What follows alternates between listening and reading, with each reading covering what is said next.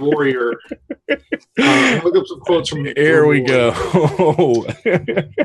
Hey everybody, we are live here on WebDM Twitch, and this is the game where we run around the post-apocalyptic desert firing laser guns and dodging demons. And I am, of course, Jim Davis, co-host of WebDM. Thank you for joining us tonight here on our Twitch channel and engaging in some fun with us. As you can see, we've got two of our party out. TK is sadly sans internet today, and Grant will be joining us later in the game. So until now, we just have our party of perhaps the less bloodthirsty amongst the party. Maybe just a little, and depends on what day of the week it is.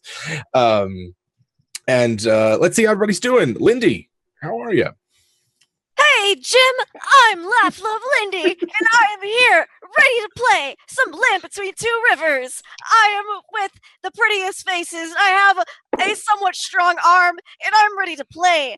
I will be playing Mert Valentine, the Tiefling Bard, College of Whispers. We're in this first level of hell, which is super swell, and I'm going to pass the baseball on to Anna. Excellent. Hey guys, my name is Baloo. No! We kill stuff and things sometimes. No!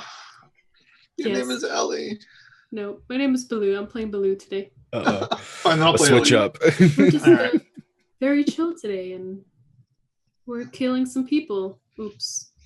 Yeah. That's pretty descriptive. I could get down on some chill stream D&D, you know. Oh, yeah. I feel like Baloo's very chill, so you know. Josh, how are you, brother? Okay, I'll tell you how I am. Dig your claws into my organs. Stretch into my tendons. Bury your anchors into my bones, for the power of the warrior will always prevail. There is no place to run. All the fuses and the exit signs have been burnt out. Come on in, where nightmares are the best part of my day. Now you must deal with the creation of all the unpleasantries in the entire universe, as I feel the injection from the gods above. Should I jump off the tallest building in the world? Should I lay on the lawn and let it run over me with lawnmowers? Should I go to Africa and let it trample me with raging elephants? The family that I live for only breathes the air that smells of combat. And Jim, I'm ready for a session. All right, that's as good of an introduction as any, folks. We are playing in the Land Between Two Rivers. Currently, the party finds themselves being escorted. Words mean things, and their pronunciation is important. Being escorted by a cyber fiend across the hellish landscape. They, of course, went willingly. Mer having decided that diplomacy was the better part of valor in this case, but one of their number, Gildan, that wily, tricky wasteland prophet, successfully hid from the vision of the cyber fiend and is alone in the hellish waste. We'll have to find out later what happens to Gildan. But for now, Mer, Ellie, Baloo find themselves trekking across this sort of obsidian desert, basically. Icky seems to be in some sort of daze or stupor, just kind of shuffling along, and the further along you go, the more just sort of out of it she gets. She can walk, you kind of push her in a direction and she just keeps going. But you know, she's like an escort quest NPC. And we'll pick it up from you guys are almost to the tower, have been walking for a while now. Is this monster with us? The cyborg? Silently just kind of walking in front of you. If I recall, the last time it had opened a shadow door and you'd stepped through it. And that got you not quite to the tower. It could take you some ways, but not all the way there. And walking through it was, of course, a disorienting, unpleasant experience as you're whisked through the shadow plane to the other side of the exit. So you're quite a ways away from where Gildan is. Baloo is defeated. His massive shoulders are hunched, and he has a look of powerlessness. If you can look powerless, I think you can. And he's complying for the moment with this terrible creature that he would like to smite. What's going through Baloo's mind? He's never met anything he can't burn, Hmm. and now he has, and that's like, well, wait a minute. Everything burns. Everything burns. Right. You know, you can burn sand, it just turns into glass. But you can't burn this guy? Yeah. No. Burr was planning on sidling up next to Baloo at some point on the walk over. She's going to be like, Baloo, I feel like I should inform you that many fiendish type creatures are innately resistant or immune to fire. You don't say. I felt like it was something I should share with you. Well, it's good to know now. I did not know you didn't realize. We Well, had we been didn't- together for some time. I guess you just never noticed I didn't really burn very well. But you were also usually not trying to attack me, so I understand. It is Yeah, it was just that one time. for future reference. Exactly. Yeah. I believe that's how we met, actually. Mhm. Yeah. You know, for a while there, I thought you were some kind of heretical witch, but You're so funny. yeah, it turns out you're a good girl. Yeah, nothing wrong. I sense Baloo has an edge to him on the way back. Yes. Yeah, he's you know, he grew up with power. Mm-hmm. He grew up witnessing power and seeing what both arcane and druidic might could look like, and now he has the saddest little face. Oh. Mm-hmm. Oh. Yeah. How is Ellie handling all of the aftermath of this? I think Ellie was kind of bad at the beginning, but since this super cool cyborg demon thing isn't attacking anymore, you know, she kind of got used to it. She's, you know, going with the flow, and she'll notice that Baloo is kind of sad and whatnot, but kind of overhearing that conversation, she's just gonna let him be, you know, because sometimes you just need to be in your own head, just chilling. But Ellie would also like to kind of stand on the cyborg's feet or foot, one of them, foot, and then just kind of hitch a ride and hold on. Yeah, this thing towers over you, right? Like it's a Yeah. giant Oh, yeah. beastie creature. Definitely. And it sort of like glares down, its one eye glaring out of this sort of all-encompassing metallic helmet thing that it wears. Looks down at you and then just seems to not care as it plods along.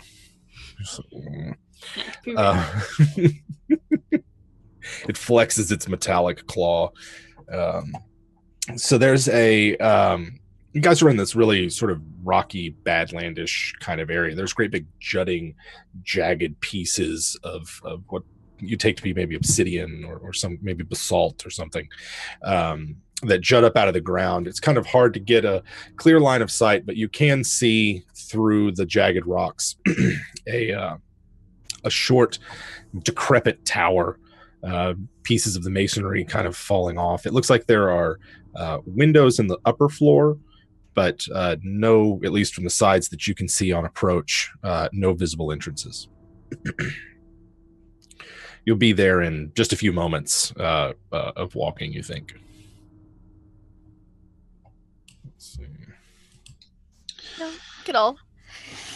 Is you know, how unhospitable is this environment? It's no more inhospitable than where you're from. It's just as bad. It's just as difficult to find food here as it is in the wastelands. It's just as hot. That's saying something about the Yeah, wastelands. Right, it really does. I was thinking about this, and I think like everyone in the party probably has something that you would consider in third edition terms like an endure elements type effect to heat. You are all inured and used to dealing with heat given where you come from. So the natural kind of heat of the infernal realm is no worse than at high noon in the wastelands, right? When both suns are blazing down on the sand and just cooking everything. So There's a lot more sulfur and brimstone in the air. Right. It's just a different kind. There's no sun. It's just a blood red sky, and the heat is more ambient than anything. And it stinks, right? It smells of not just sulfur and brimstone, but rotting meat and just a kind of where you're at, sort of a mildewy sort of smell as well. Yeah, Baloo gives Mur a look. Mur actually doesn't have her face veil on currently. It's just hooked onto her other horn, to the side, so she can enjoy the fresh hell air while she's here, because who knows when the next time it's going to be. He's going to ask her, so are you actually from here? Well, not here specifically. The next level down, that is, I'm from the city of but partially. I'm only half devil on my mother's side. The other side is drow. Mm-hmm. So this is a bit of, a lot of family in the past few days, you could say. Okay. I've always known it about you. I just never put two and two together. Yeah, most people aren't with fiendish heritage. We're not quite so direct, typically. I'm fortunate. That's totally fine. You know I don't judge. Yeah, of course not. No, okay. This is why we work together. What? Very hard. This smells horrible. I don't know how anybody can live here. Well, you live here for 10 years, you get used to it, and I don't think I'd ever get used to it. I'm sorry. The fiend isn't helping. The fiend that you're clinging to is not helping with the smell. I thought this would be a good idea, but it's not. It's not. But I'm still holding on. There we go. Big shout out to Crumpler64. Thank you, Crumpler. 2 months in a row. Appreciate the sub. Hey, Crumps. You guys are approaching, so the tower sits on kind of a rocky outcropping and looks like it was just literally dropped there. There's bits of masonry around the base of it. And so you're kind of coming up the side and approaching, and you've seen a good 3 sides of it now, and you see no exterior entrances. And as you get closer to it, that's when the fiend reaches out and grabs both Baloo and Lindy and opens another shadow door that it passes through, and now you find yourself in the top floor of the tower. Right, you can see the 4 windows on each one on each wall. There's some old ballista here. Their metal parts rusted and corroded, and a spiral staircase leads down into the interior of the tower. At this point, the fiend gestures with its metallic claw to descend the staircase. Mur will probably take the lead, and probably a little arrogantly, as in putting on a bit of an air, walk down the staircase. Mm-hmm. Mm-hmm. Blue will follow, making sure that Ellie is okay. And TK. Not TK. Icky. There's K's in there. I hope not TK. This would be a bad day for her if she found herself in this campaign. That's where she is right now. I mean, there's no internet. That is what it's like. Welcome to hell. Wi-Fi's terrible. Yeah, exactly. So Icky follows Baloo, then still in a daze. And if you're trained in Arcana, you can make me a proficient. You can make me a check for that. I'm going to be messing up the game terminology all day now, so it's like I haven't been playing nothing but 5th edition for the last 3 years. My one time, and I got a 6. Okay. 19. Mur is confident that this is a temporary condition of Ellie's, but it could result in some memory loss. Mind control magic, particularly as powerful as a Gesh, can have that effect. Okay. Do you mean Icky? Did you say Icky? Yes, Icky. Oh, my bad. Icky. Sorry. Okay. Like I said, addled today. So Baloo with Icky in the lead, and then I guess Ellie, you're taking up the last bunch. Mm-hmm. Okay. Yeah. You descend the staircase, and you're in what you take to be the ground floor of the tower. And you knew from the outside that there were pieces missing of it, and it looked decrepit. The interior doesn't look like it's structurally unsound. There are 2 doors, however, one immediately to your left and one to your right. The demon is descending the staircase behind you.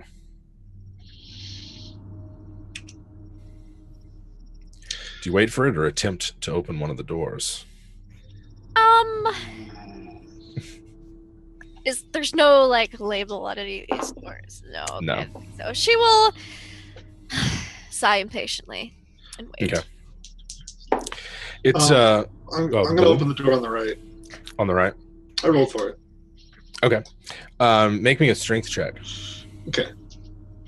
It is locked. It seems locked. Yeah. I'm terrible at those, so... Yeah, I got a 9. Yeah, I mean, you don't injure yourself trying to open it, but it's almost you don't even feel it shake against the door jamb, or even if it seemed like the ring of it, it might as well be just bolted to the wall, as opposed to a normal door. I think Ellie, seeing that Baloo just try to open that door. What do you think is in there? Should I try opening it? Is it locked? Yeah. Yeah, go ahead. I did. And then, strength check, you said? Mm-hmm. 21. So, Here, let me try it. And I'll wiggle the doorknob a little bit, and then maybe that way. Wiggle it real hard. So there's this brief moment as Ellie grabs a hold of the ring, and you pull it out of the wall. Right as the fiend is finished descending the staircase, and it shoots a glaring eye at Ellie holding the door ring. Drop it instantly. And it gestures with its eye and its claw towards the left-hand door. Oh, I picked the wrong one. Can I go and open it? Mm-hmm. You go and open it? Yeah. It opens just fine. Okay, perfect. And then it sort of waits as the rest of you enter the room. Any of you stall, or you guys go straight there? I kind of hold it open for everybody, and then kind of look over to the door that I kind of broke. Do I see anything? Yeah, you see the ring that you dropped pick itself up, float in the air, and set itself back into the wall, and the masonry that had come out of the door. Sorry, not the door, but the wood, right? Mm-hmm. Even it starts to form back into place as if no damage whatsoever. Yeah, as she holds the door open, everybody's already in. She's gonna be like, oh. And then be like, oh yeah, we were supposed to go in here. It's magical. So the interior of this room is you guys weren't here the last time I described it, so you don't know.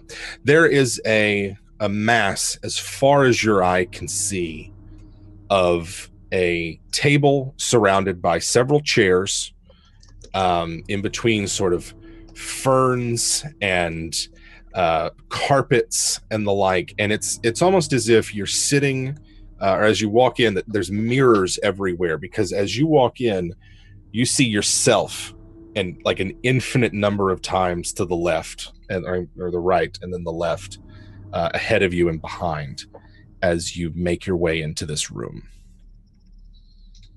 Do we see anyone in the room?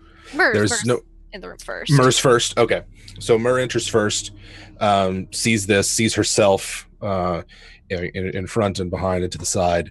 You don't see anyone else in the room. Interesting. Is this an illusion, or can we tell if it's actual mirrors? Do you reach out? Sure. How do you try to figure out that it's an illusion? I take my giant clumsy arms. I just poke what I think is a mirror. Okay. You get close to it, and you can see like the reflection in front of you does the same thing, right? Reaches out towards something in the distance, and as you feel nothing. As stretch your arm out as far as it'll go, you feel nothing. Okay. Down the rabbit hole we go. Is anybody here? A disembodied voice replies, "Please have a seat. I will be with you in a moment." Myr's gonna try to find the seat that gives her the most view of all the reflective surfaces and what else is going on in the room. Mhm. Basically, an advantageous point to sit at. Okay.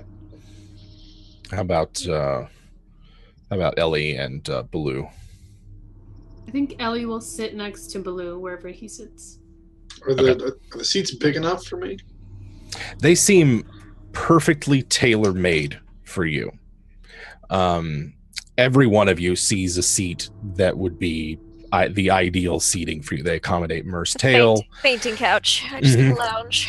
Sure. But there's a comfy, maybe whatever, overstuffed Barca lounger for Baloo or something. Whatever the ideal chair, the platonic ideal of your character's chairness is what you see. Platonic isn't like Plato?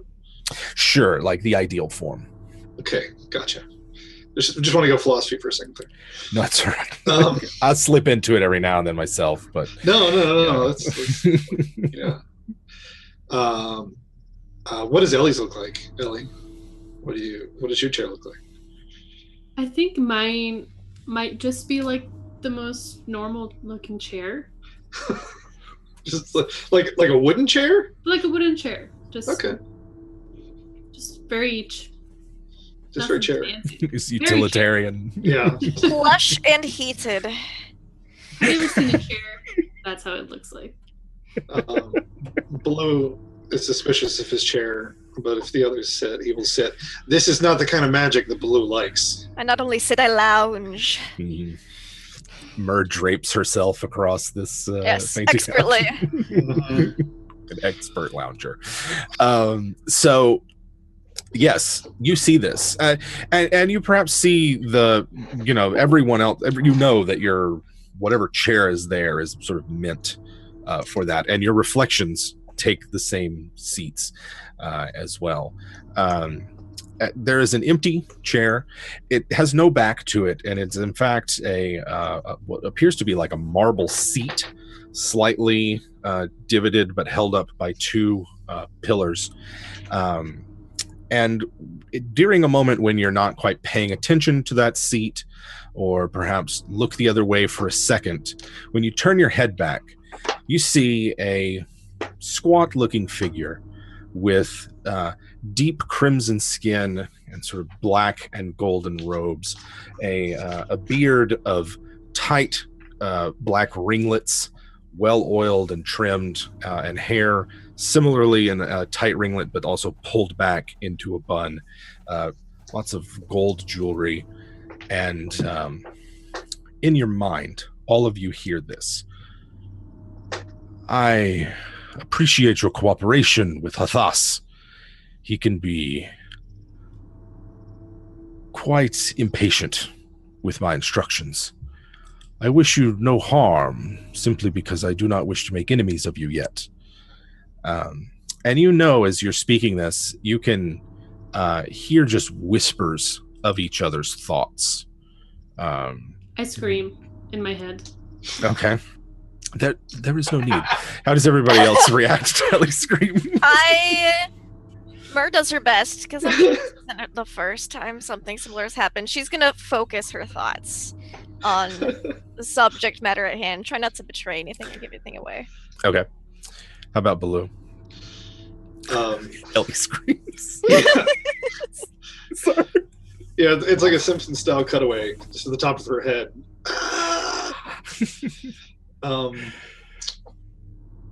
Baloo will probably just think this is bullshit. That's probably what he's just going to think. Okay.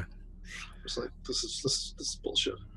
Yeah, that's just that's all you're thinking. It's please, Okay, and Ellie, is it? I do calm down. It is a mere side effect. Just concentrate on my words and your own words. Really weird. No, this is. How are you doing this? This isn't normal. This is this is a magic spell. In fact, I find that for negotiations, it helps to clear intent and remove any secrets if we speak thought to thought. Well, I prefer speaking voice to voice, sir. Thank you very much. You can't just invade somebody's thoughts like this, and I would appreciate it if you didn't do that. Very well. I shall not intrude. And he speaks in a voice that you recognize. I hope that my actions are not taken as offense. I meant none. I do wish that all of my guests here are comfortable. And platters of rich and delicate foods, great big pitchers of drinks and the like, start coming out, and they literally just float in and start arranging themselves on the table in front of you. Okay. Can I Arcana check this food to see if it's like illusion or any kind of... Okay. Whoops. I'll drop my dice. Uh-oh. Okay, that's not awful. That's 15. Give me an idea of how of what Mur's doing to sort of test. Should probably get a glass of wine or something, because it's wine. And she'd probably like kind of swirl it about, and she's used to sussing out kind of magical items for the fellowship, so she's kind of just going to go through that little spiel that she does to check to see if it's funky. Yeah, your time as a warden has taught a lot about that kind of low grade detect magic kind of. It's real enough. The flavors are perhaps enhanced. Okay. And the there's some kind of magic is going on. Okay. But it's kind of hard to fool all these senses at once. Either this is very, very, very powerful magic, or it's just real. Okay. Cool.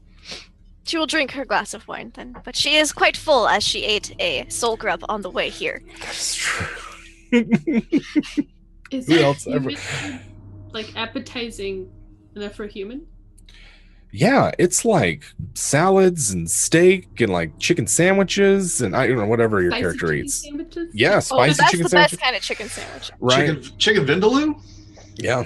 Whatever. It's literally like as you sit there and talk to this guy, it literally is like if Ellie thinks like, oh, what's my favorite food? When you look next, it's there.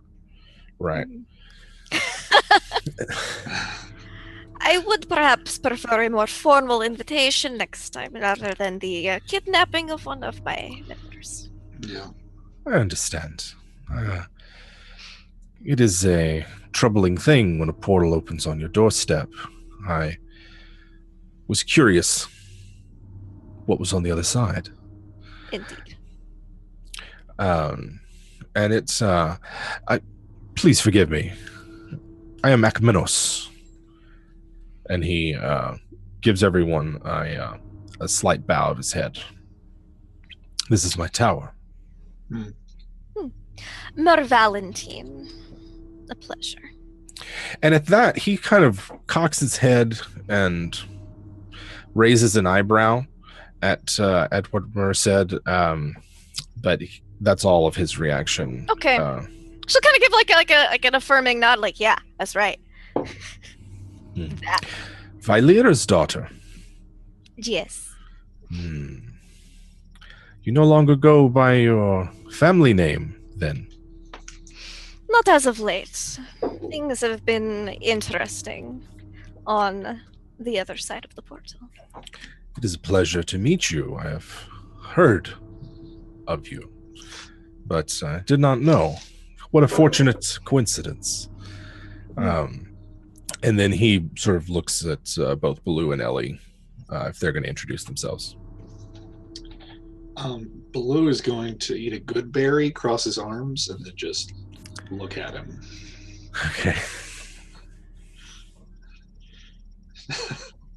After seeing Baloo, seeing that he didn't get any food, Ellie would probably be like looking at him and reaching out for like a thing of lasagna. Like a piping hot tray of lasagna. Yeah, she'll grab it with her hands because she's classy like that. Right. But like kind of looking at Baloo like, can I? Because it's safe, and then she'll like grab it and like still look at him. He's not gonna stop her. Tastes like lasagna. And I'll see corn like on the cob, and I'll grab that. Just like. Blue forces himself to look at a table full of live animals that are all screaming, "Please don't eat me!" You're not even eating any of the salad or anything that's there. No. Okay. All right then. Caminos, thank you. I understand if the mental intrusion is offensive to you.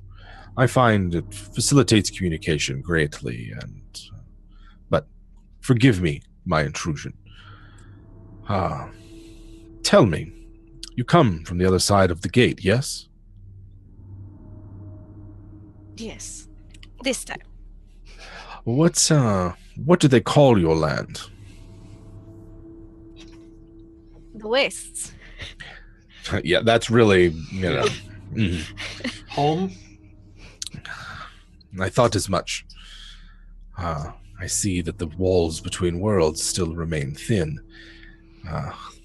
And he takes a bit of what looks to be like a kebab or something for himself and starts nibbling on it. And you see as he eats, his teeth are like all of them sort of filed into points. Then perhaps our fortunate coincidence of a meeting can be beneficial to both. Is that agreeable?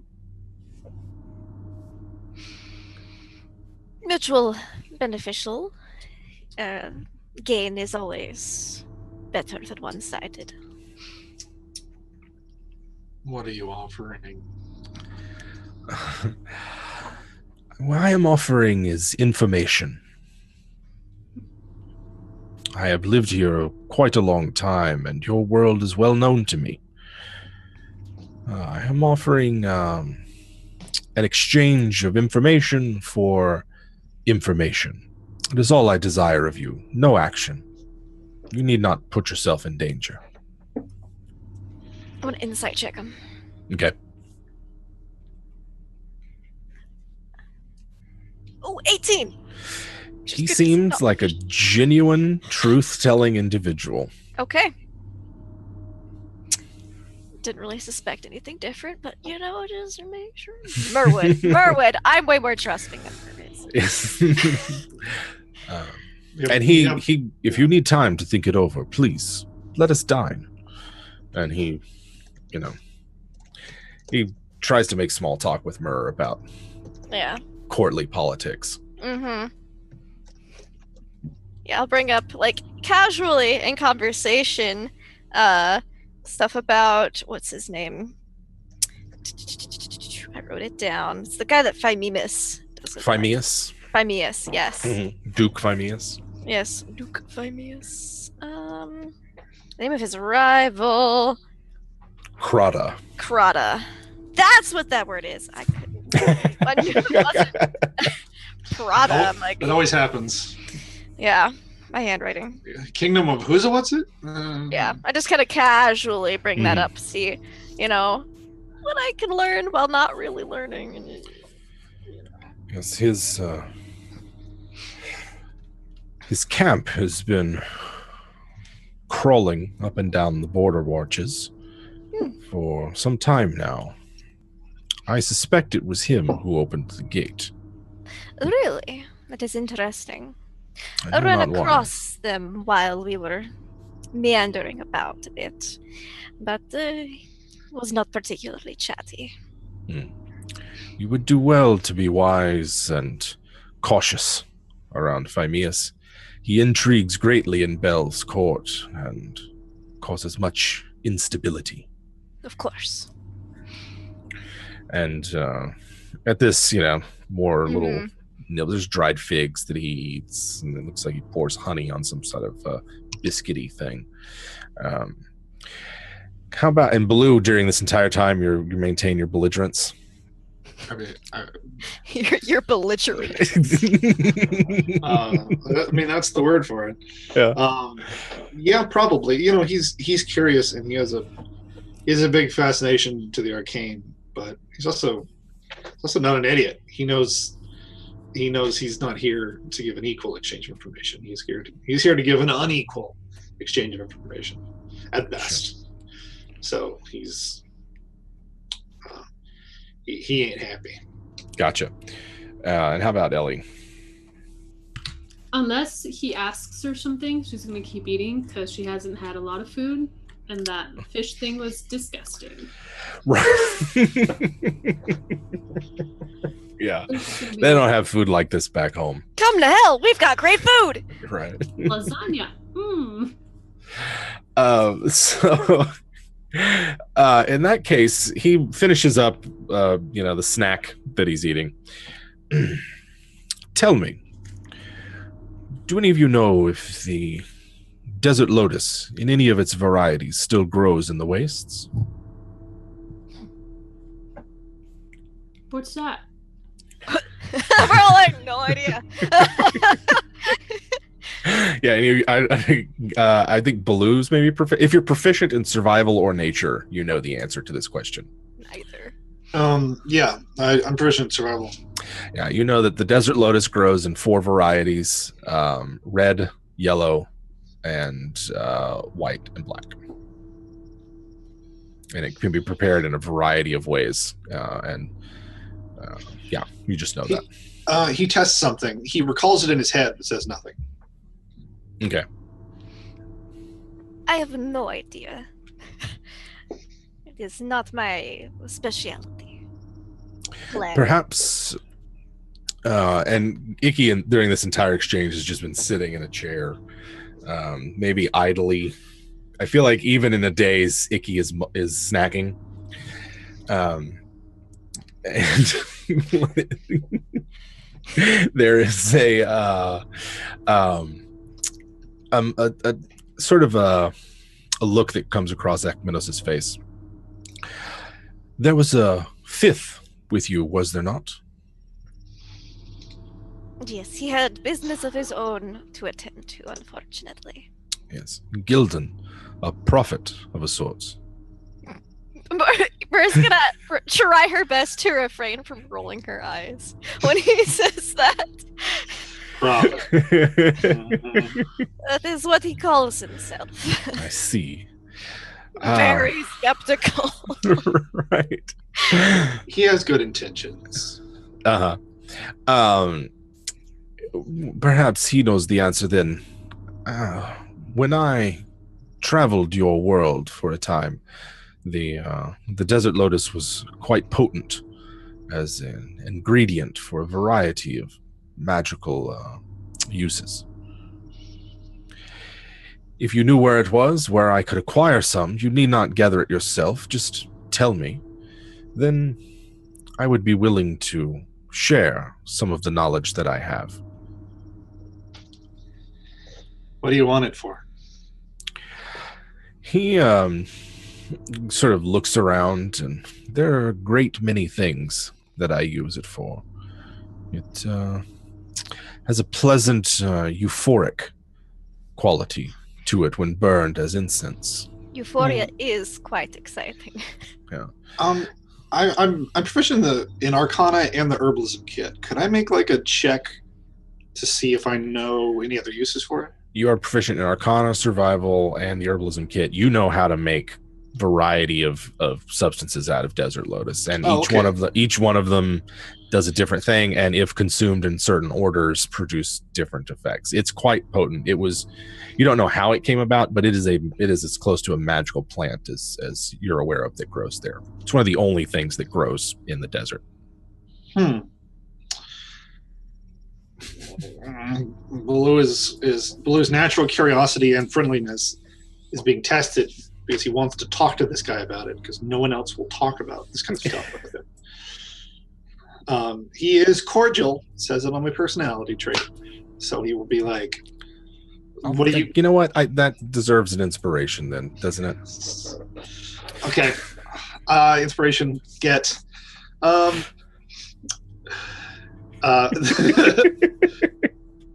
which case, he will be like, yeah, no, it's really useful.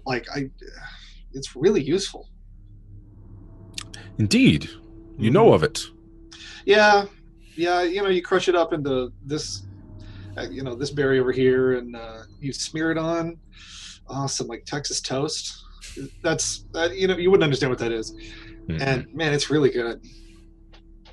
Yeah, he knows a few ways to prepare it as well. You know toast. Where it grows then? I know where some of it grows. I kind of want to know what you want to do with it. More importantly, I don't want anybody hurt while you're trying to get it. I understand. It would trouble me as well if something were to happen that I didn't intend with information that I traded.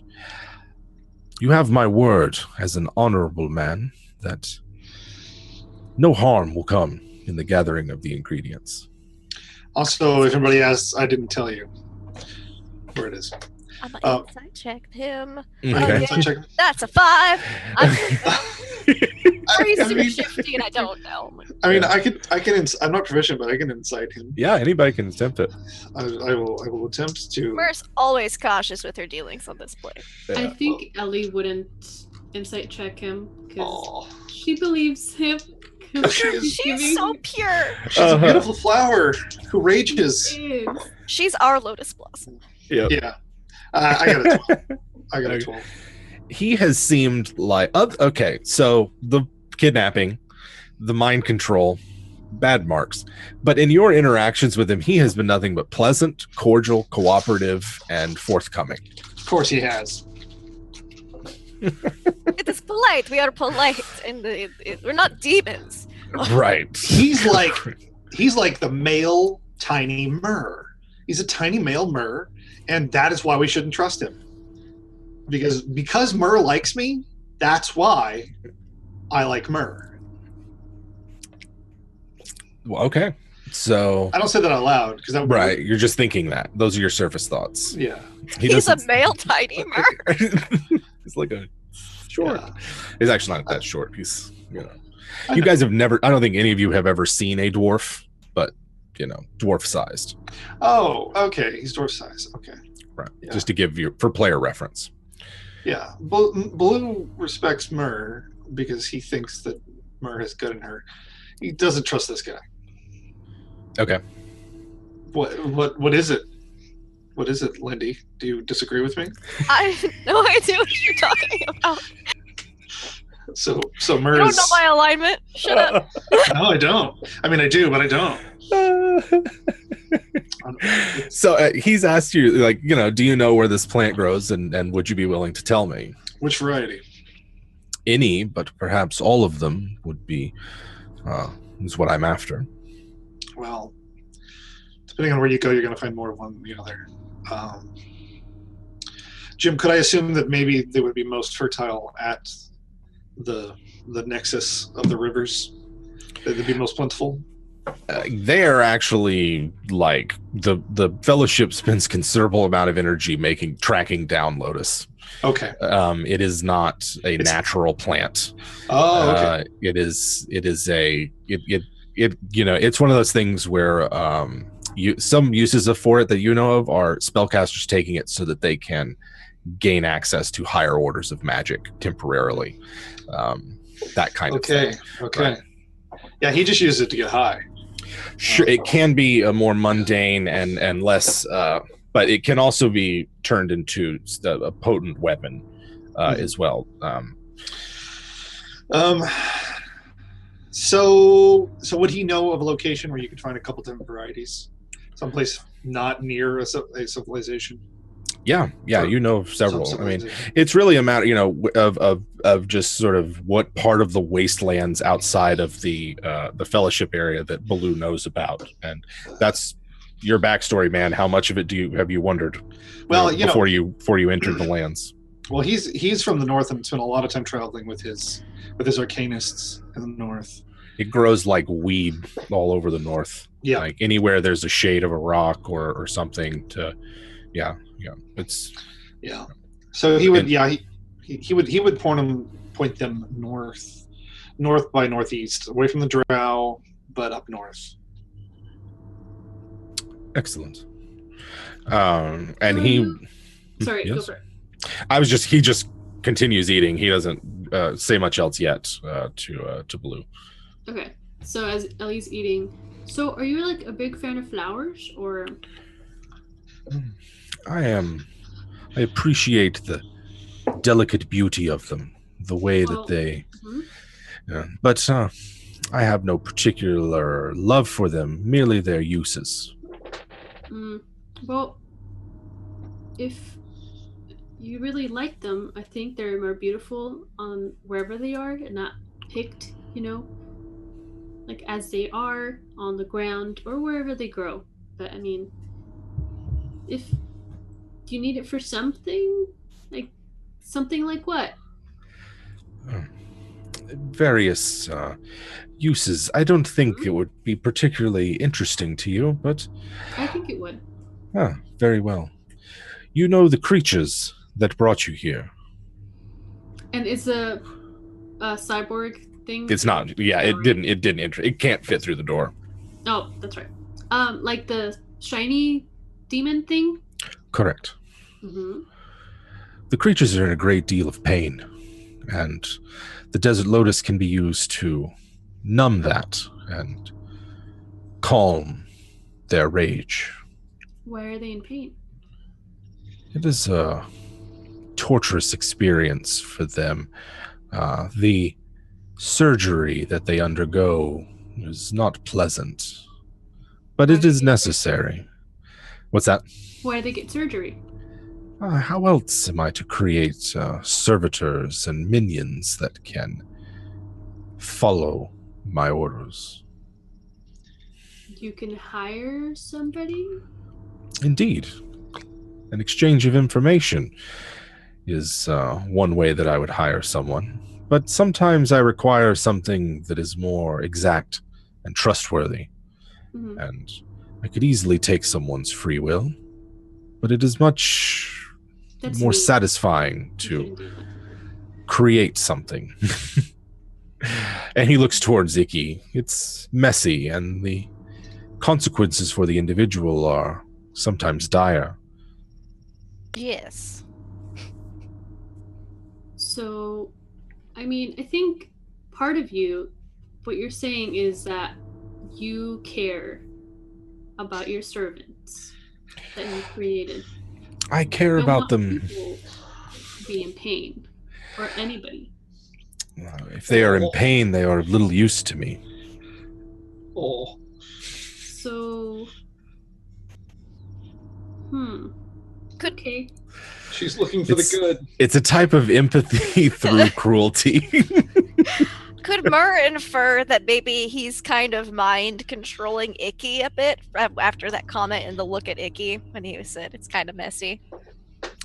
Yes, definitely. It out. Okay. Definitely, yeah. Between the way Icky behaved during the fight and since then. Verification. Yeah. Suspicion. All right. Mm-hmm. So Ellie's trying to find some shred of decency in this infernal wizard. I wouldn't call it empathy or compassion. Their utility to me is diminished if they are in pain. If they benefit from something that deadens that pain, then so be it. But that is not why I give it to them. So you don't care about them? I'm confused. Care is the wrong word. I am concerned for their well-being as my property. I think that sounds like caring to me. Yeah. He seems mildly irritated that he can't convince Ellie. Looks really amused, and she's just sipping her wine like, yep. She's our summer child. He picks a honey drizzled date out of a pile with a well manicured claw, and if it comforts you to see it as care, then so be it. I was gonna give a little nod, like about my feelings. So does that explain all the metal? Blue would ask. All the metal. On the fiends. Mm-hmm. Yeah. Indeed, they're kept under my thrall through the surgical enhancements. And he basically, he'll go on like this for as long as you like. He seems to be waiting on something, and is just sort of idly chit chat and snack with you for what seems like a long time. okay.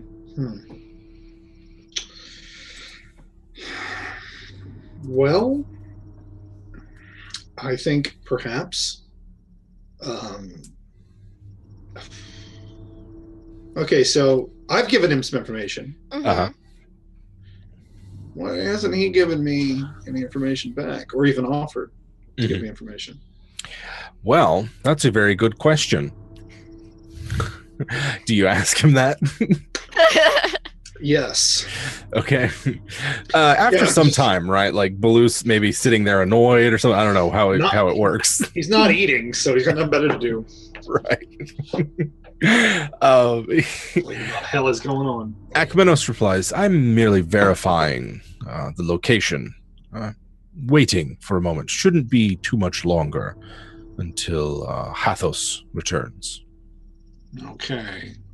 If you are uncomfortable, we can perhaps retire somewhere else. I assume once you've verified the accuracy of his information, you will be releasing your control of Abdiriki here as well. But of course, she seems to have a fire inside of her that I do not wish to complicate matters. As he's saying that, we're just kind of just like, yes. Something like that.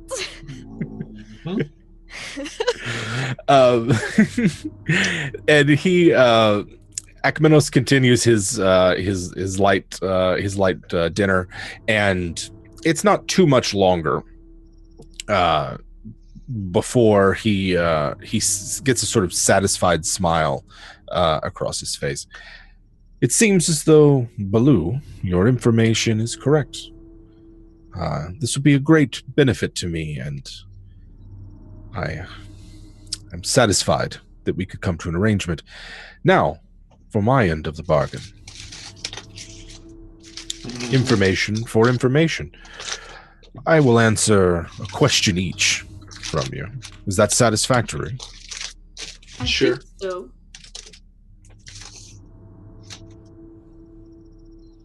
Yes.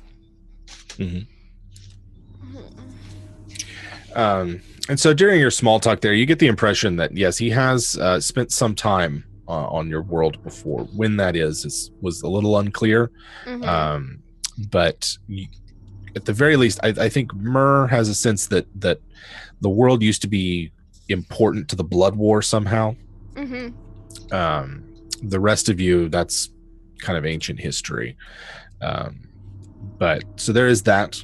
And of course, there are other things that you might know. If you want to take a minute to think about it, he's satisfied to. There we go. Oh. Uh-oh. Uh-oh. Oh, no! Oh, no! I think. I think Josh. All right, did you just share your screen, Josh? No? No. What are you talking about? It's all right. We're back.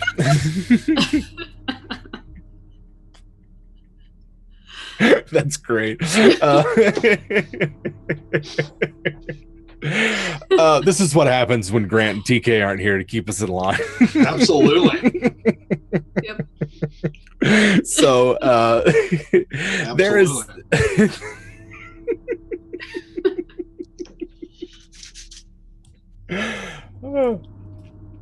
Oh, we killed Lindy. We're done. So is is anyone have a question for him right now, or is it one of those things we might have to think about later and come back to? Yeah, I'm gonna ask him. So, seeing as you care about those things you created, and you care about my feelings as well, what is your overall plan in life? Does Ellie really think he cares about her? Maybe. He seems. That's a tremendous question. Mm-hmm. I think that my plan is to continue to dwell here for as long as this part of the infernal realm remains quiet. It is remote, and perhaps you noticed the rather large lake nearby. The creatures there are quite useful to me as well, similar to the desert lotus. Absolutely delicious. I am indeed smell bad. quite satisfying. I like it here. It is isolating, and I can get a great deal of my research done without disturbance. Until recently, of course. So your plan is to just hang out here and live a peaceful life. Peaceful is an interesting way of putting it.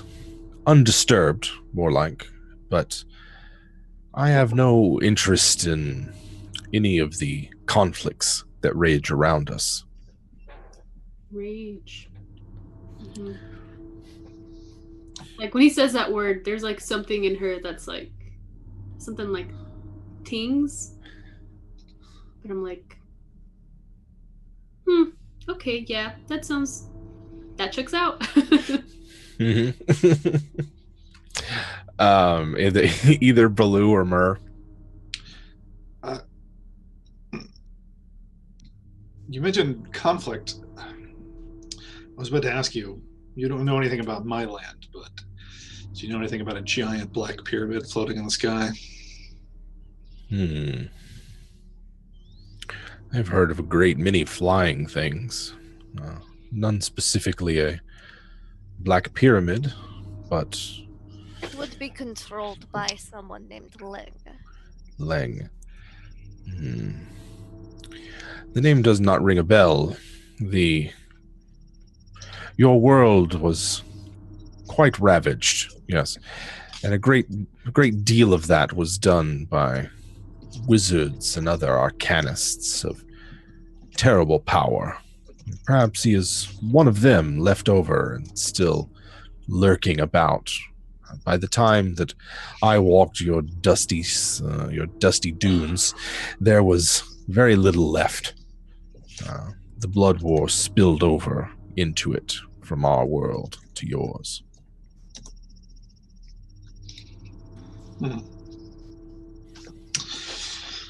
So did that?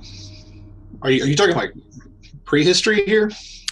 He's talking about that period between, whatever happened to sort of break the planet and the period that your characters are sort of part of the civilization that's coming out of that, right? They have a vague idea about what happened before, but there's no historians, there's no record of what happened. And so it's all just kind of a big cultural fuzz. Yeah. It'd be like trying to remember anything about, say, the American Revolution if no one had written anything about it and they just told stories about it. Yeah. Which change over time. Right. But okay, so Blue would say,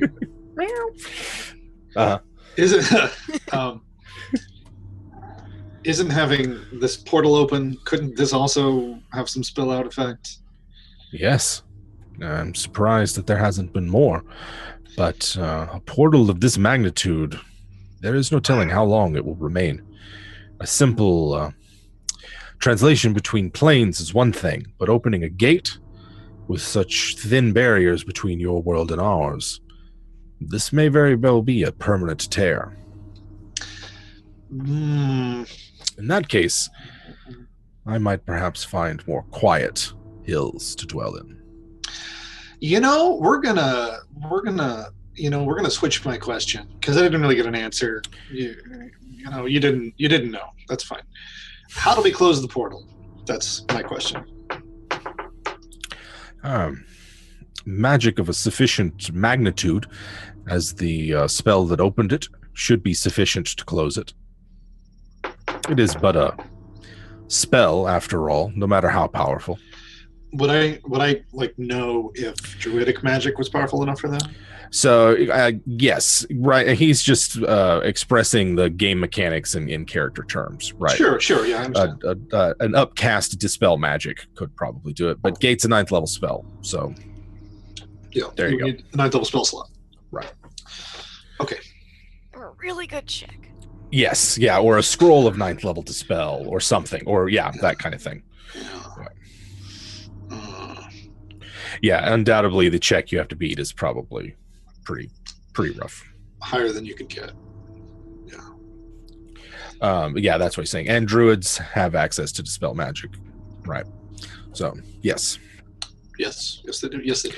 How that kind of thing? What it's where we're starting to blur the lines between metagame and what's in character, but that's fine. I don't mind. You would know that there is no one in the Fellowship capable of that magnitude of magic. That they can do some impressive things, but there is no one, not even the Arch Hierophant, is capable of that kind of magic. Yeah, we probably only heard stories about that high level shit. Yeah, I would assume. Thank you for the cheer, DJ Disappointment. Appreciate it. That's a great name. DJ Disappointment. Glad you could join us this time. Let's see. So yeah, I mean, he's willing to continue. He didn't ask you to sign anything. He didn't ask you to engage in any sort of formal agreement. And he seemed quite happy to let a course of conversation run until you are satisfied that you have gotten your value out of the exchange. So is Baloo satisfied? I mean, Baloo is not satisfied being here, but he asked 2 questions technically, and got his answers. So yeah, he's satisfied. Okay. And Caminos turns to Myrrh. If you don't have anything, we can always do a flashback. Yeah, I was gonna ask about Ling and the poem, so Myrrh is going to be like, I would require some time to think upon my question, if that is acceptable. Indeed. You may stay here as long as you wish, and we can converse later if that is what you desire. I would appreciate that. Thank you. And if you need time to yourself, as it were, if what he's asking for is just trying to hide his taco. He is, I have matters to attend to. Please enjoy my hospitality until I have returned. Shouldn't be long. And he gets up. His images, of course, get up. And like he arrived, whenever you take your eyes off of him, is just not there.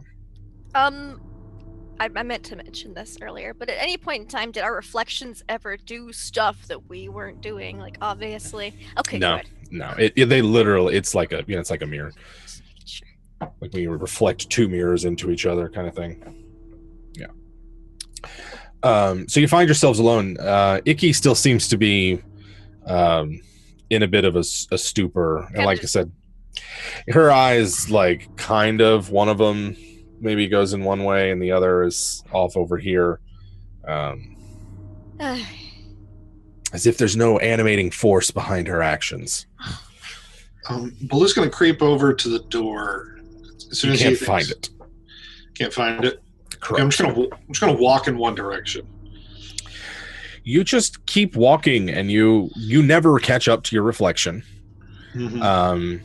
And watching Baloo walk away is a very weird thing because he's never leaves the circle, right? He never leaves the table. There's always Baloo with you, but his reflection keeps walking away, if that makes any sense at all. I mean, he'll start to jog. Mm-hmm. I'm gonna cast detect magic. All right. As a ritual. I didn't prepare mine. No. What is a warden without his detect Which magic? basically means I pull out my sitar and I just play some relaxing music and cast my... While I'm jogging? Yes. Yeah. Do it. The magic in here is tremendous. There are multiple conjuration and illusion effects layered on top of each other. You're pretty sure you're in a demi-plane somewhere, not in the infernal border marches. Interesting. Just the residual planar magic is different here. But there are powerful magics that have woven themselves to create this sort of illusory, enchanting, enticing kind of space. Okay. Make mental note of that. Mm-hmm.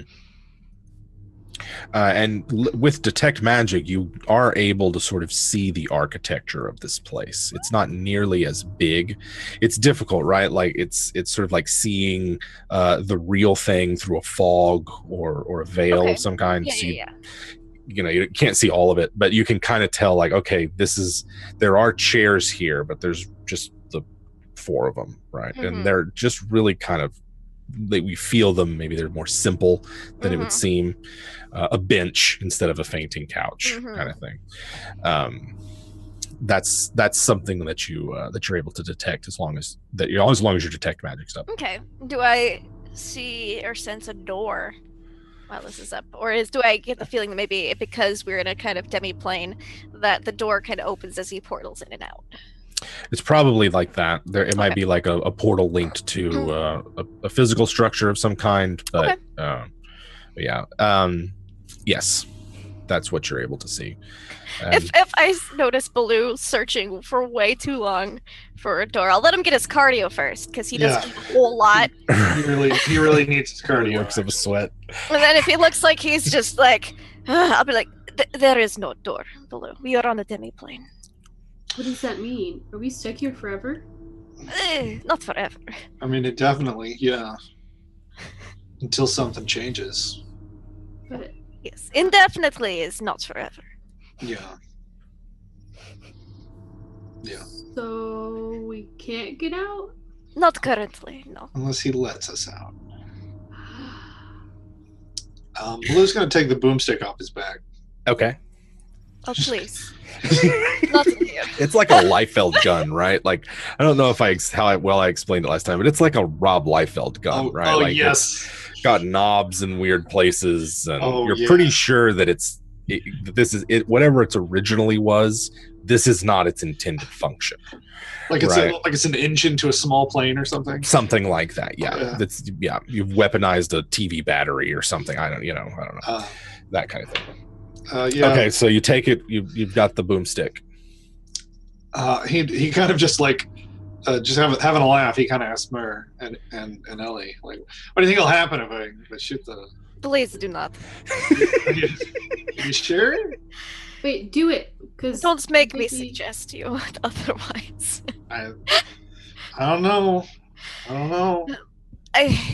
We are. Please. But How are we supposed to contact this guy? He will be back momentarily. He's been genuine thus far. I do not think he would. Haha, we are now trapped, especially seeing as how we've already proved useful once. Okay. Well, you guys ever seen that episode of Supernatural? I am holding suggestion. That's fine. Waiting That's fine. to cast it if he looks like he's just been a little too much. There's an episode of Supernatural where one of the main characters is trapped in heaven, and he's just in like a really nice room with like nothing but cheeseburgers on a table. Okay. And he just starts like fucking with everything. Yeah. And that's what I'm gonna start doing. I'm gonna kick the table of food over. Okay. Within a minute, it picks itself up, and the food, like Beauty and the Beast style, right? Like comes and puts itself back on the table, and then cleans up the stain. Immediately starts like cleaning itself up and that kind of thing. This is why I didn't eat the food. Blue's angry again, and then he'll sit down with like the boomstick across his lap like a shotgun and just wait. Okay. It is fine. It is just enchanted food. The flavor it's a flavor enhancer, really. Yeah, DJ Disappointment. There would be ambient music if there wasn't so much crashing going on. Well, and Mer's playing her sitar, yeah. Yeah, she's playing her sitar. Mm-hmm. She probably just kept it up after casting, so it's not like let me play this for 10 minutes and then just stop. Right. Caminos comes back, and there is a pleasant look on his face. It appears as though the information you gave me was correct. I am quite pleased that we could benefit from this. I am not quite pleased, sir. I don't like that you just sticked us in here, just trapped us with no way out. That is so rude of you. I demand to be taken out of here. Please. Yes, he seems quite an intimidating look. He hasn't seen a human in hundreds of years, thousands of years, and it's like, okay. Well, the exit's this way, and he literally turns around, and there's just a door there, right? Like it was always there, like 2 feet from where Baloo is sitting right now. There's just a door. I was not here earlier. I don't appreciate this. I thought that the surroundings were quite pleasant and agreeable to you. Forgive me my intrusions. And used to the open sky. Opens the door. Indeed. Good day, sir. It is actually hell, I get it. And I'll get closer to the door and kind of see if my friends will follow. Is anybody who's following? I'm gonna follow. I will catch up in a moment. Okay. Icky follows Baloo out. Baloo's just gonna that to Myrrh. Just gonna, Come on. She's just like, just a minute. Right. I think Myrrh's question. I don't really know. Probably Annie and all information he has on Karada, because she knows she's gonna have to do something with that eventually, and it's better to be over-prepared than not. Karada is a rising star in Bel's court, a warlord and cunning at that. I think that Phemius considers his position in jeopardy.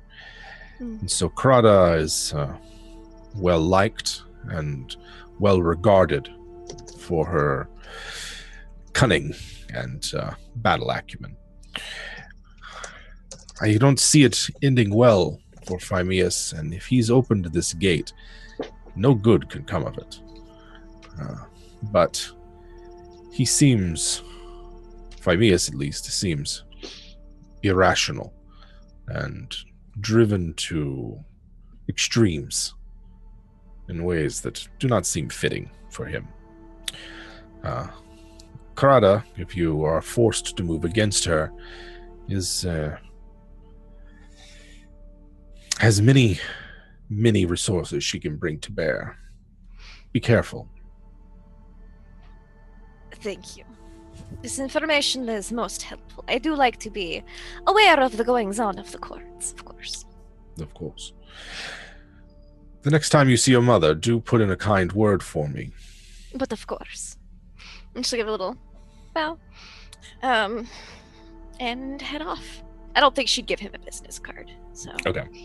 Yeah. He'd probably just summon his own succubus or something. Probably. Only half a succubus. Right. So you guys are out of the demi-plane of lounging and are in that square room where the door to your right that you guys tried to open, the spiral staircase. No other doors out. Caminos leaves, I assume, or leaves the demi-plane and enters the room with you. I assume that you will not desire an escort. Is that correct? I believe we'll be fully capable of reaching the portal on our own. Very well. And he snaps his fingers, and on a third door directly opposite the spiral staircase appears, and he gestures towards it, the way outside. Gives a little cordial curtsy, and we'll, once making sure Ellie and Baloo, which I'm sure they're just like at the door ready to go, we'll make sure they're able to go in, and that Icky is following, even grabbing Icky and just kind of pulling her out if need be. Yeah, make sure Icky's coming along. I kind of do like the snap thing again, see if she's at least not mind controlled any longer and is just kind of dazed. She seems her reactions are quicker and both eyes follow, but it's still slow. Okay. Yeah. It's wearing off then. She feels like that is an acceptable level and will guide Icky out. Okay. There we go. So you guys, the passageway opens up and you pass through a short tunnel before exiting into the rocky badlands that are around the tower there. Let's see what we've got. I do believe we've got Grant joining us in just a second, letting him get set up. Then we'll figure out what Gildan has been up to this entire time and reunite the party at long last. Oh, yeah.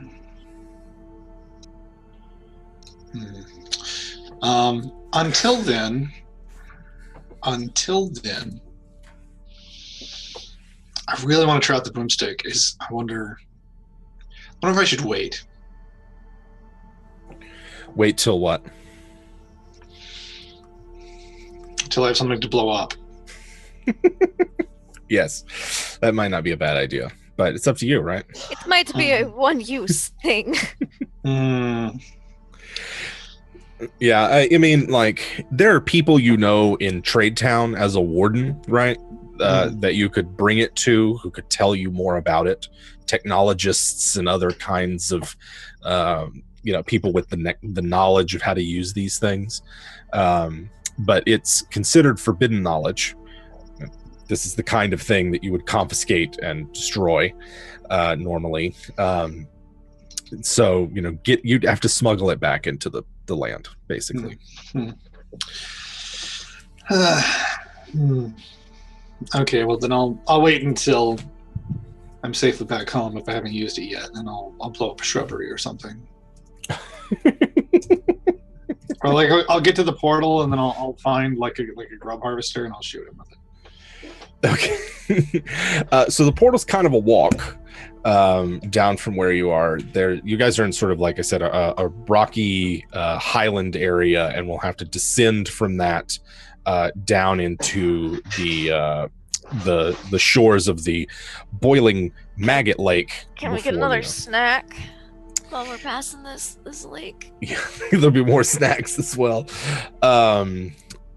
We'll cut back to that. No. Grant, how you doing? Oh, Jim. You know how I'm doing. I'm coming back and I'm gonna take it to you in the toe-to-toe steel cage, guys. I'm doing great. That's great. All right. We're gonna have to watch the VOD for a surprise from Lindy. Oh, really?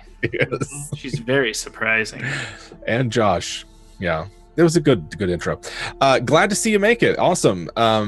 We need to figure out what's happened to Gildan while the party has been in the care of the infernal wizard Caminos. Care's a good word. Yes, in the tender, loving care of this infernal wizard. So when we last saw Gildan had successfully hidden from the cyborg fiend as Myrrh was making a plea for diplomacy, so that that the thing wouldn't start slaughtering everybody. I assume, and seeing that something was wrong with Icky. So Gildan had hidden himself and remained hidden long enough for the group to leave. And at some point, not long after that, Skitterstep finds Gildan and accompanies Gildan through the wastes. They have Skitterstep stats. Oh yes, Skitterstep does have stats. It's a beefy centipede. Delicious. So you are sort of on the shores of this soul larva lake, and the portal is still north of you. The tower, even beyond that, that you can see. Well, I'm going to start trekking with Skitterstep. Come, my young apprentice. Something, something, something tower. Something, something, something complete. And then we make our way over there. Give me a survival roll with advantage. Skitterstep is quite handy out in these surprisingly familiar wastelands. There's not a lot of difference between this place and back home. I got a 15 for survival. Okay. With advantage. Mm-hmm. You end up picking up Icky's original trail not far to the north of where you guys first entered into this border region. And in fact, it looks as though Icky had left a trail of vomit for you to follow. That Skitterstep picks up quite easily and leads you to. You pass by, you sort of top a low ridge and come across a scene of just carnage, as maybe 30 or so tiny little creatures, the bodies of them at least, lie littered around a small depression in the land. They are globular, sort of rotund, but also very diminutive creatures with long, spindly limbs and short, squat legs. No necks, just a body and a head. You just see their corpses littered. Oh, they're corpses? Yes. Sorry. Yes, they're corpses. Okay. All right. Okay.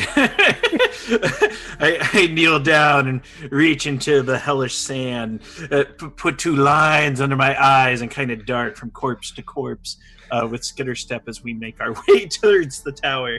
Okay. Gildan quickly passes into the rocky uplands near the tower. Now, if you follow the trail that Skitterstep has, you will get there fairly quickly. There's other things going on, right? You can hear the occasional rock falling or echo and the like. But if you are focused on following the trail, it's quite easy once Skitterstep has the scent. That is essentially, that's what we're relying on. Okay. That is, we need to, I'm just looking over my personality traits, and it's like, I am utterly serene, even in the face of disaster. And it's like, I'm just strolling, Uh-huh. Gonna find my way into the devil's tower. Not a care. I think then what happens is that as the main group is heading south through the Badlands, and Gildan is heading north, that you guys probably run into each other, probably quite literally. The visibility is very limited here. There's lots of outcroppings and things like that. So it could be, if no one is attempting stealth, that you probably just... I am essentially, and on that roll, I got a 22. Okay.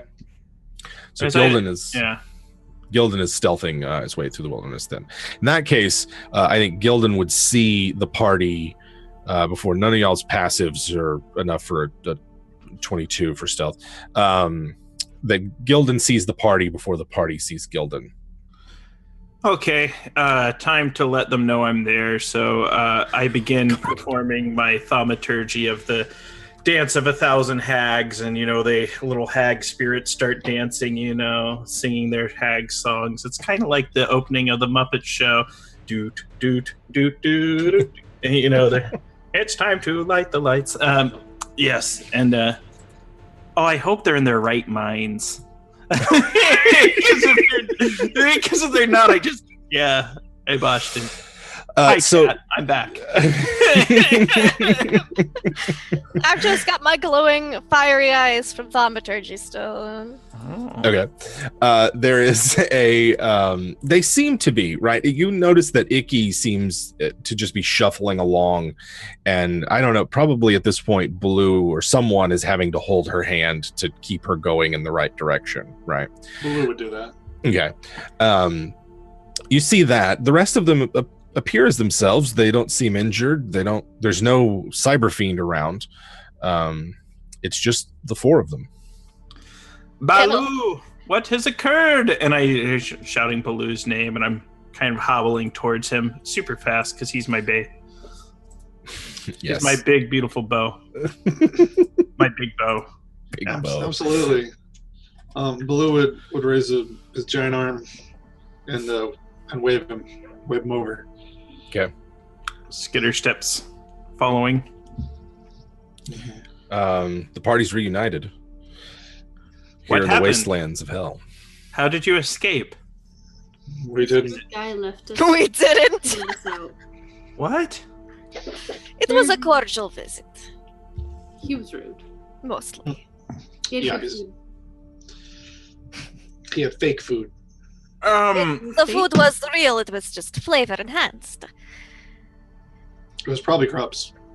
It was not grubs. If it had been grubs, I would have been eating it as well. I only had wine. You accepted wine from him? You don't want to accept. Oh, you're part devil, so. Sorry. The wine on this level is very good. It's not quite as good as in this, but it is. It's like never accept food from fairies. I've got all these rules written down someplace. Yeah. Yeah. I thought you had a book of them somewhere. Yeah. I wonder what happened to that. I did actually. Yeah. Icky's Thinking super around. out of it right now. I did Uh-huh. the whole finger snapping thing, and it's all like real slow. I'm giving Icky some hard slap. No, I don't want TK to fight me. Just see Grant's head. Like next episode, like TK's on camera. They're like, "Where's Grant?" And she just lifts my severed head. I had thought, it just occurred to me, I had thought that you got some of those pages back. I don't remember. I did. I got some pages back, and TK let me know. That way I could track them better. Gotcha. I had the smell of Icky on my pages. Mm. We talked about it. Awesome. So here you are in the middle of the border marches of Bel's realm on the plain of Avernus. What's the plan? Yeah, what is the plan? So we have Icky. So we need to get her out of hell. We came in here to get her, so it looks like mission accomplished. Correct. Also, this guy wanted some sort of flower things. What flower things? I don't know what they're called, but I guess they... Desert lotuses? Yes. Desert Lotus. He eats the pain of his monster cyborg robot thing demon. Are they nearby? Are they in a different layer of hell? Gildan's proficient in survival, yes? He is, and he's very good at foraging. And are you also proficient in Arcana or nature? Both. Yeah, you know exactly what they're talking about and know exactly where they grow in the wastelands. They are you don't know if they grow at all in hell, but you know where they are in the wastelands. Okay, they're in the wastelands. Got it. And he just wanted to know where they were. All right. And we told him? Baloo, I had no idea what he was talking about, but Baloo was very If Baloo did it, that's fine. He's allowed. I had no idea what they were. Never heard of them. They sound like a great aphrodisiac, though. Perhaps we should find some. Could use some of that desert lotus. Exactly. Yeah. Gildan knows all kinds of ways to prepare them. They come in 4 varieties: black, white, red, yellow. They are used to do a variety of different things, and the different combinations can produce various magical effects. And you can think of a half dozen or more different ways that a wizard would use them. None of them are pleasant or, But they'll ease the pain of his cyber demons. Oh, all right. Yeah. So if they're more effective. Ease the suffering, the horrible plight of the cyber fiends. Jim Davis, you and your moral quandary. What is this? There's no quandary. Ellie had she had a very good, I thought, response to it. Yeah. What did you say, Ellie? My nemesis. Both of you. Ellie and Anna now? Wow. Oh, wow. How could Ellie be your nemesis? She's so sweet. Ellie's a doll. She's great.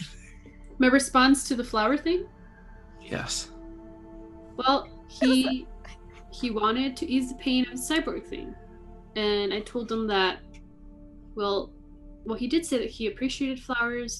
And I said that flowers are more beautiful if they're left where they're at instead of picking flowers, because that will hurt them. But he said he really loved his cyborg thing that he created, and he didn't want to see him in pain. So the flower must suffer from cyber so demon? much that Aww. Yes.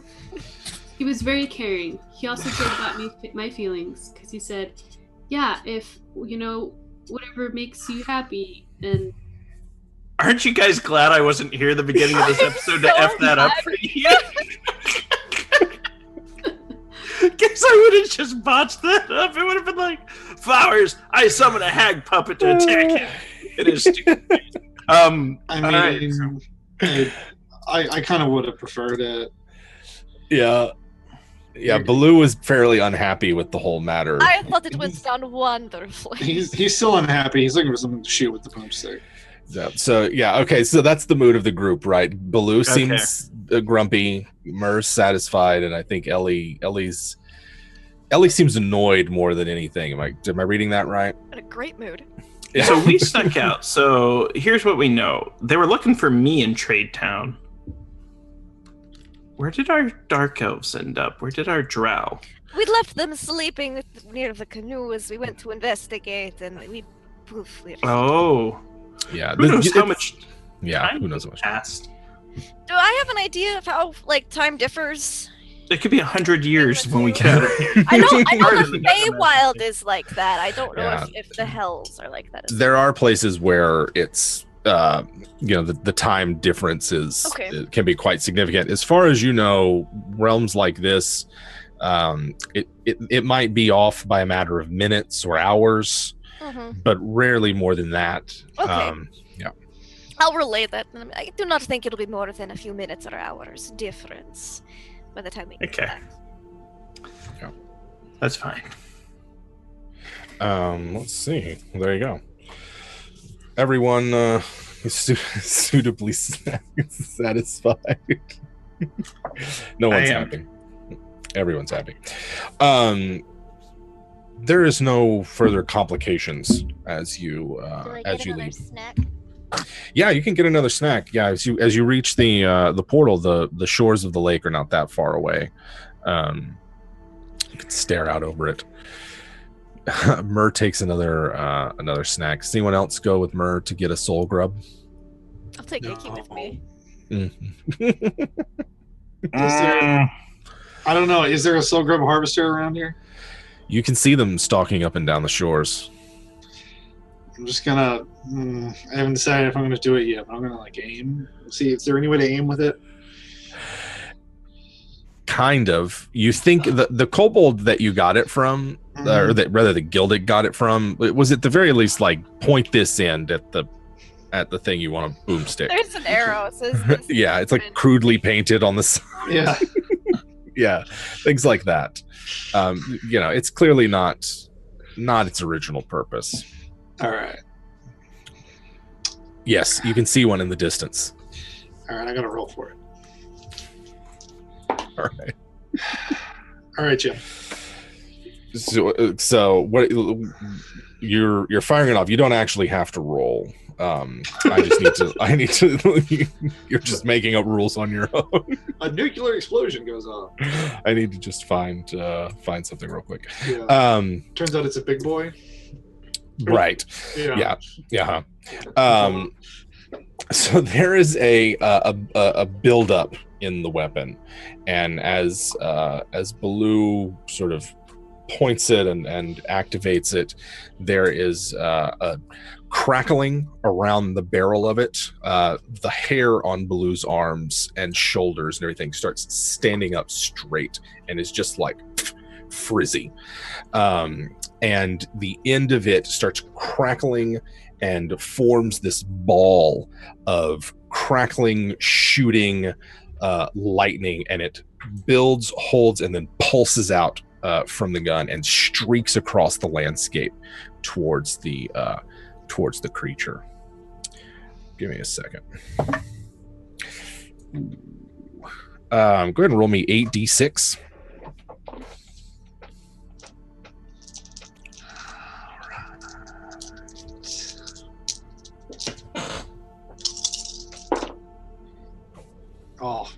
Oh man, I wish these were stats.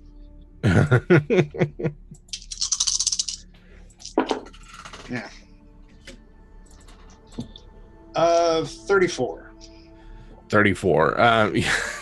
This creature that's stalking along the shores, and you can see it moving on like long, slender limbs, picking things up with these hooks and putting them into a bag, is smashed off of its platforms and goes tumbling, skipping across the surface of the lake before sinking into it slowly. And it makes a tremendous crackle, like it's heard echoes across the highlands behind you. It sort of like echoes out across the lake. There's a bunch of like infernal bats or something that become disturbed by like a flight of them take off from some cave somewhere, and that happened. Everybody hears it. You all, whatever it is you're doing at that moment. I'm face palming at this point. Baloo has this like flashback to his childhood of one particular festival where everybody got together. They were welcoming a new person. People were throwing fireballs up in the air, like actual fireballs. And it was just fantastic. And he gets that rush, and he loves it. He starts laughing. He starts laughing like a child. Baloo's laughing now. Yes. The infernal portal blazes behind you, what's everybody else doing while Baloo's over here? I think, or Ellie thinks it's super cool, that like big old kaboom thing. Around to make sure no one is coming to get us. I'm worried we've upset the eternal balance of the Great Wheel. This Baloo, why do you go boom?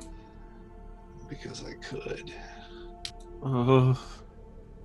I guess things are resistant to fire here, right? It's fireball, not lightning. Yeah, this looks, like a lightning of some kind, crackling electricity, blue and white. Ooh. Ooh. Mm-hmm. Ooh. Does it look like do it again? It's really cool. Yeah, can we tell if it has juice? So remember I described that there was a series of what seemed to be crystals down the hollow portion of it. Mm-hmm. One of those is no longer pulsating. So It looks like there are 4 left. Yes. I save 4 booms for later. Well, at least that was cool to see. Mm-hmm. I And want then one of those. Yeah. Can I shoot it next time? Yeah. Absolutely. Yes. Yeah. Don't let her totally. shoot it. Yeah. Why not? Because you don't know how. She could. You're simple. Just point it. Yeah. Like the gun's the easiest thing to use in the world. Can I hold it? No. Why not?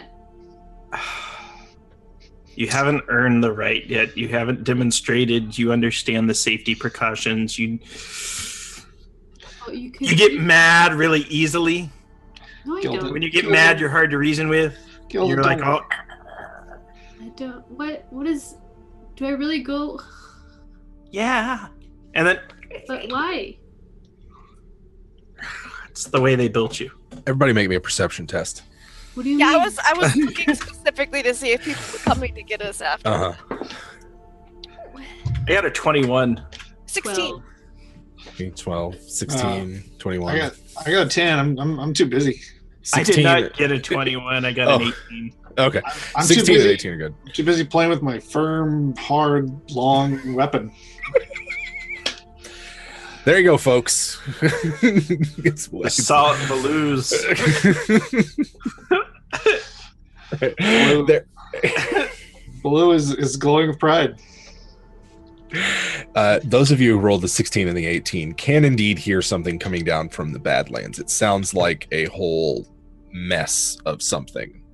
I pull the net out that I've had Icky help me get and throw it in. I grab a grub, shake the puny, non-delicious ones back, and I start booking it towards the portal.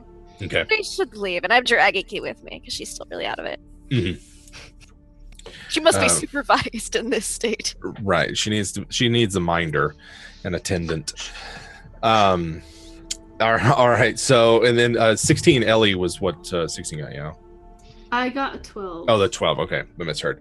In that case, yeah, you guys see Myrrh and Icky rushing back from the shore.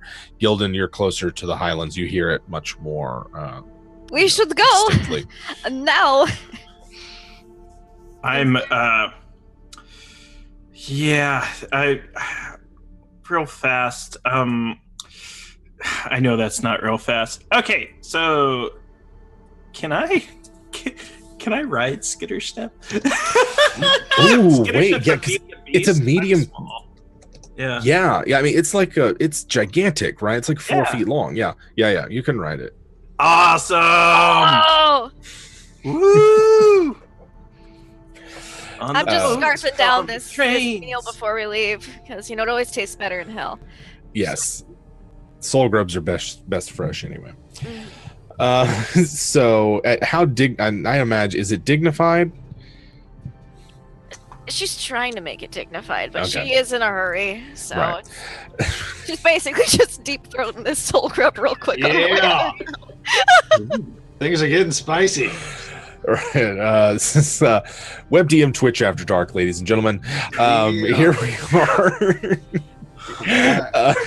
So we've got Gildan riding Skitter Step, I'm assuming towards the portal. Oh yeah, not back towards it. YOLO! Myrrh and Icky booking it towards the portal. We've got Baloo laughing like a child and Ellie wishing to play with the gun as well. You see your friends rushing towards the portal and Myrrh shouting warnings. Wait, don't leave without us. Come on, Baloo. And I try to pull him. Okay. I will leave. Although I'm kind of curious as to what's coming. Do I see anything? You see a great big cloud of dust being kicked up from the Would I have northern Badlands. Any idea of what's coming? This is a border region, and so all sorts of weird Oh, things yeah, roam 'cause in. Planes, yeah, okay, yeah. Right. There's stuff that Just comes go. in from Gehenna and all the kind. Yeah. I'll exit. I want to get out of here. I just also want to blow up something else. Okay. Well, there's probably going to be time.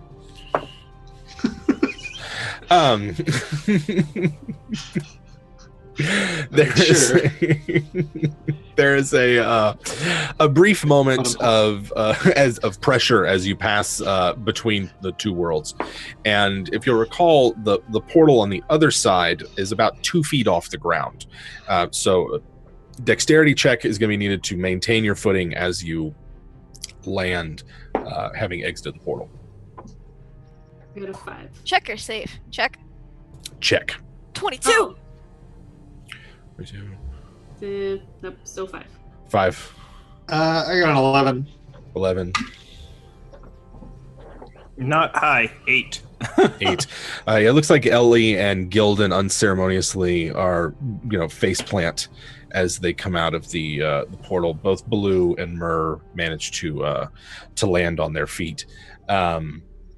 It's still night, and that's about all you can tell just now. Then the landscape, of course, is bathed in the red light of the portal that you just exited.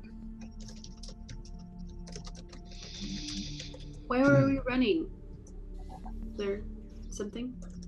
There was something coming from the borders, and it probably was attracted to the loud crackle I heard from behind me. She looks right at Baloo. And He's Baloo's been fondling that gun for like the past hour. like he looks like a kid on Christmas. He's just Yeah. He's just And really. It really is happy. generally advisable when a large dust cloud is headed in your general direction and all that you leave the general vicinity. Perhaps we should check on the right. drow that we were with, make sure that everything is fine here, since we were gone for some amount of time. Also, if something was chasing us, do you think it would come into the portal or through the portal? I did not catch sight of anything, so most likely it did not catch sight of us, and it will merely try to investigate the source of noise. Okay. It's a fair assumption. It's not that far back down to the pathway that leads down to the cliff, which goes back down into the valley where the river flows. As you walk down, let's see. Everyone can make me a survival check to see something. 21. 19. 11. Jim Yes, sir. gave us my rolls. So are you just having one of those nights? You should talk to Pruitt. Pruitt was having one of those days yesterday. I gotta tell Pruitt his birthday is over. Yeah, his birthday's over, man. Come on. I got a 6. Yeah. Okay. Baloo and Myrrh, you're not really sure what's going on, but both Ellie and Gildan can see that the way the stars are now, you would estimate about 4 hours have passed since you were there, which is considerably longer than you were there. You probably only spent about half that time that you would reckon. But you make your way down the cliff face into the river valley, the Horn River Valley, and you see your camp is still there. No, doesn't look like anything has happened. Who's on watch is the question. Is it Kahad or Sativ? Kahad. It's probably one of them. I love it. I love it to death. It is actually Enoch as Okay. as you get back. Oh, that guy. Yeah, he's sitting on a rock not far from the burning embers of the fire that you'd had, and is just back against the rock and staring up at the sky. Enoch on the rock. That was musical. I was gonna be like Enoch on what? No. Enoch on wood. Enoch on Enoch wood. on That's better. Enoch on wood. That's better. What do you say? You use the old boomstick on Enoch and give him a big surprise. Give him a surprise. Wake up, Enoch. How about we not? He seems either lost in thought or something. Are y'all approaching with any light sources or I think maybe Ellie's the only one who doesn't have dark vision. Yeah, here's what I'm going to do. All right, Ellie. I'm going to starlight. Light cantrip on my shield. Well, we want Enoch to know we're coming, and then I'll help shine the way for you. It's safer that way. You won't step on cacti, prickly pear, centipedes, skitter step. I appreciate that, and you were very kind, not like that other guy. It's the way I'm built. Yeah, and I go like this to your head. I become suspicious that maybe she stole one of my precious hairs, but I don't let on. I just kind of yield. Okay. Well, your light illuminates this portion of the valley, and Enoch looks up and calls out, "Hello! Is that Gildan and the rest then?" Gildan and friends. That's the name of our party. No. He doesn't know any of the rest of you really that well. The Waffle No. Crew. We're Gildan and friends. No. We're No, it's obviously blue in the bunch. It's obviously No. MERS militia. Dickies invaders. Ellie and friends. I'm pretty Ellie and sure friends. Ellie thinks everyone is a friend. Well, yeah, Ellie and friends. Ellie's Expendables. So he's just out here making sure nobody sneaks up, but doesn't have. He's like, "Oh, welcome back. To be quite honest, I thought that you were going to be gone for much longer." Time flies. Well, welcome back then. And he doesn't seem like he has any sort of real news or anything. Yeah, at least according to him, he's like, we weren't expecting you back so soon. And it looks like everyone else is asleep. Okay. Mara's probably gonna start winding down for the night, and she's gonna pull out a journal or a book or some types of papers and start Journal? writing things down. Yeah, it's a really fancy ladies' journal wrapped in silk. It's very heavily scented with perfume. Does it have the little lock and key on it? No, it's just written in you know how Jinglish is German and English? It's like Infernal-vish. It's like Infernal and Elvish, kind of just smashed together. That's her shorthand she writes in. Mm-hmm. Exactly. All right. So Mer's doing some journaling. How about everybody else? I mean, like I said, it's several hours until dawn. You're not going to be able to get a full night's sleep, but you can at least start your long rest if you wish. Yeah. I'm gonna doff my armor and then curl up in a little Gildan puppy curl on a rock, because that's what I do. If anyone needs warmth, I radiate it. Because I know the nights get cold, so my snuggling He does. services are available. Gotcha. What's the rate for that? I'm gonna get you hooked first, and then I'll start charging. Any tail stuff involved? Ellie's gonna take a nap. Ellie's gonna take a nap. Is anyone staying up? Is anyone gonna be awake for any period of time? I considered it because I have a spell that would let me remove one condition. So I was thinking about staying up, becoming exhausted, then removing my exhausted condition. But no, I think Gildan's had a long time in hell and soul grubs and demons, and centipede romps through the wilds. He needs to sleep. Okay. How about Baloo? I don't know. You know, Blue would be excited and on edge, a little mad at Myrrh, who he usually trusts a lot. So he might be up for a little bit. Does he need to talk? Does he need to have some guy time? Because Gildan will stay up and have a chat with him if he needs to. I'm trying to read him. He's agitated in both good and bad ways. Yeah. He's got a big hard gun that he likes, but also he had a rough evening. Yeah, Blue was quite. He seemed quite resentful of the way he was treated.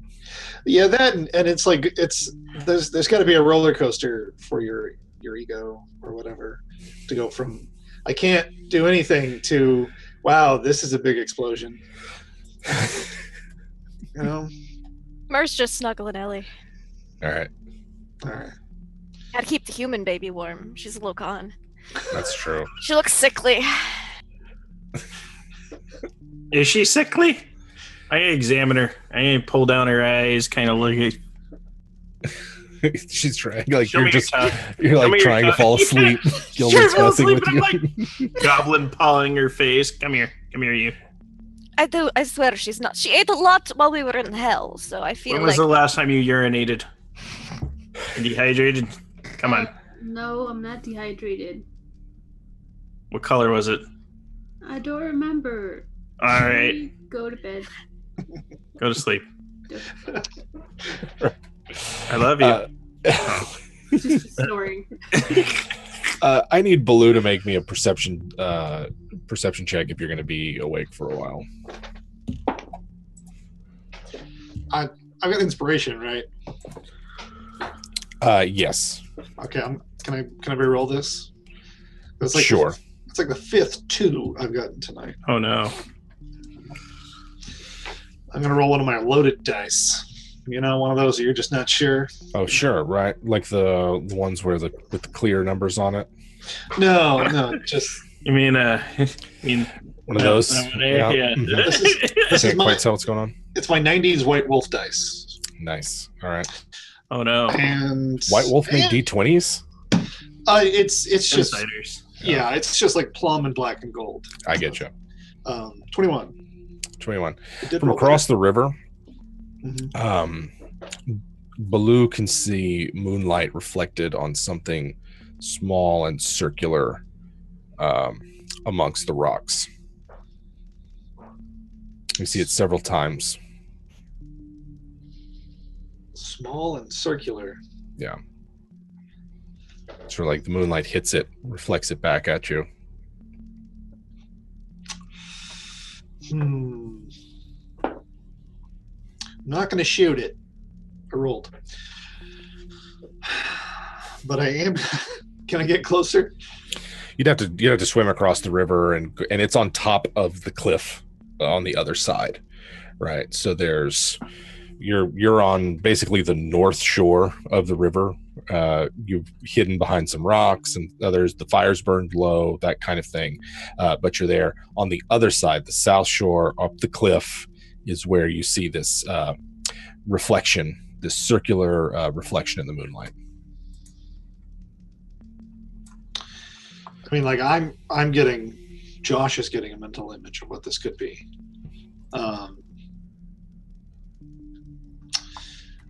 Baloo would, for now, wait, because that's just too far away to go investigate. The point is he's watching camp, not watching a cliff.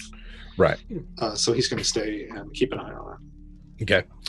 Eventually, the watch is switched out, and Kahad does take the last portion of it. Enoch going and resting, and it's really not that much longer until everyone's going to start rousing and breaking camp and heading back upriver. So what sleep you do get is probably like 3 hours ish before dawn.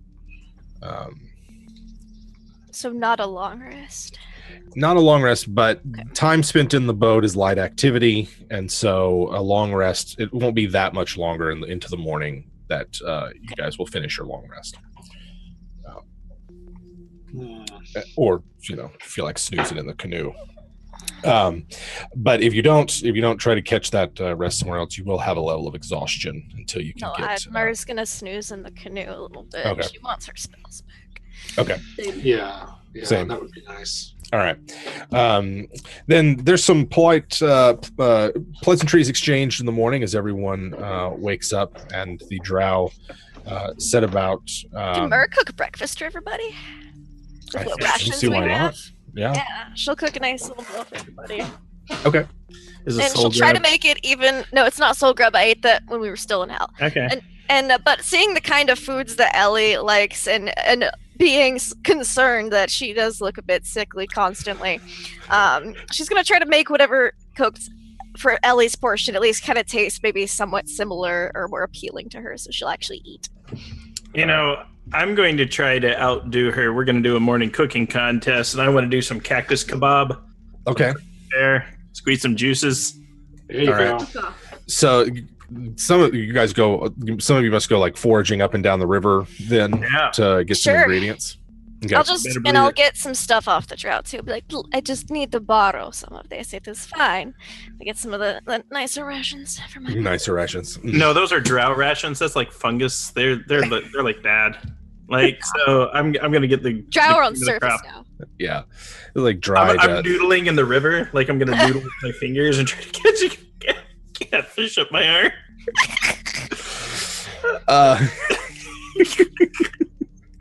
Let's see. What kind of check is that? That feels like an animal handling check. Oh my Maybe. goodness. 17. Something bites. Ooh. In What do I fact, get? it bites. You take a point of damage as some of the teeth All right. sink into your arm. Flop it on the land and pull my arm out and warhammer that sucker in the head. It's like a proto mudfish, right? It's got sort of like gosh. prehensile flippers and a grasping toothy maw. Hey, Baloo, you want to get the griddle going? We're gonna fillet these. I'm gonna gut them. We're gonna cook up an amazing meal. Blue is asleep, but he responds to you by snoring louder. All right, that's okay. You just rest up, buddy. I want to see if I can get another. Okay. I discourage the drow from helping him. All right. Yeah. I They're got sort of an like 18. packing it. If I'm doing it again, I got an 18. Essentially, what I want to do is like I've lived in these ways. I want to get. I want there to be a lot, and I want to do a good job on this, and I really want to impress the drow. Like I want them to see that I am a goblin of great resourcefulness and ability. Okay. 18 pull out another one, and these are not small fish, right? Yeah, they're bigger than me. Yeah. Yeah, they come out. You heard them last night. They were feeding on something. They come out at night and sleep in the mud during the day. And so Gildan pulls another one out, and it's as big as his arm, and if not larger. You beat it and kill it on the shore there. So Myrrh is preparing some of the rations that you bought. I'm gonna make some like grits. That's like guinea pig pellets. These rations. I'm gonna make some. I'll forage nearby with my pathetic survival skills for any, I don't know, tasty looking morsels to add in. Okay. Give me a survival roll to see what sort of edible plants you can find. Oh, that's not bad. I think I have a +1. 17. Yeah, there's a lot of edible plants up and down the river. I'm trying to find possibly like a juicy cacti, and I did get a nat 20 with a +4. So and what I want to do is I want to add some juices to this fish, get a little bit of flavor going, marinate it, and like. So Gildan has to go topside to find cacti, and you come down, and of course the portal still blazes during the day. You get a better view of the whole area a bit as you go up there, but you find just some of the most succulent. I don't really know how you describe delicious looking cactus, but you find exactly what you're looking for. Yeah. Plump candy and so I'm gonna get this ready, and then what I'm going to do is, since I'm an educated goblin, I'm going to write a menu in the sand of fish and cacti with my best penmanship in common and goblin and what I think is Elvish, but it's probably just some made up language, and if they ask me I'll be like it's educated writing, and I'm just and then I'm going to serve it up for him, try to pretty it up nice on some rocks, and then invite the drow over to feast. All right. I'm going to make my big thing of grits, and I'm going to put in my tasty things. And then I'm going to prestidigitate it to make it just fucking delicious. And that lasts for an hour. Well, I'm going to marry 2 of the drow because I can perform that ceremony. It's just what Sativ and Kahad have always wanted. Yes. They'll get bonuses to armor class for 8 days. So, are either of you proficient in cooking utensils or any of those? Okay. I'm half proficient. That's true. You do have that edge. Jack of all trades. I kind of feel like this is an intelligence check. If it's intelligence, I got a 19. All right. I'm wasting all my good die rolls on this shenanigans, but it's going to be great. Oh! I got a 20. Oh. I rolled a natural 18. All right. What's it going to take to sabotage your meal? What spells do I got? Curse, inflict pain.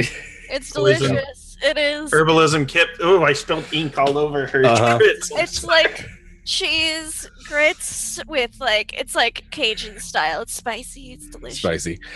You can attempt to sabotage. You'll need to roll stealth. This whole thing, you guys sort of takes over the morning, right? And I can prestidigitate his to taste just awful. That's true. You get 3 effects per casting. That. I'm gonna. Do we have 3rd level spells? No, not yet. I don't even have my dictionary anymore. But I have a warhammer to just knock your grits over. I'm fine. I'm not sabotaging hers. I think I rolled pretty well. I think I've got some good protein. I think I've done a good job. So that you're waiting for them to sit chopped style and judge your dish. Yeah, presentation counts too. I serve it. That's my presentation. Is how I serve everyone. It's very low cut.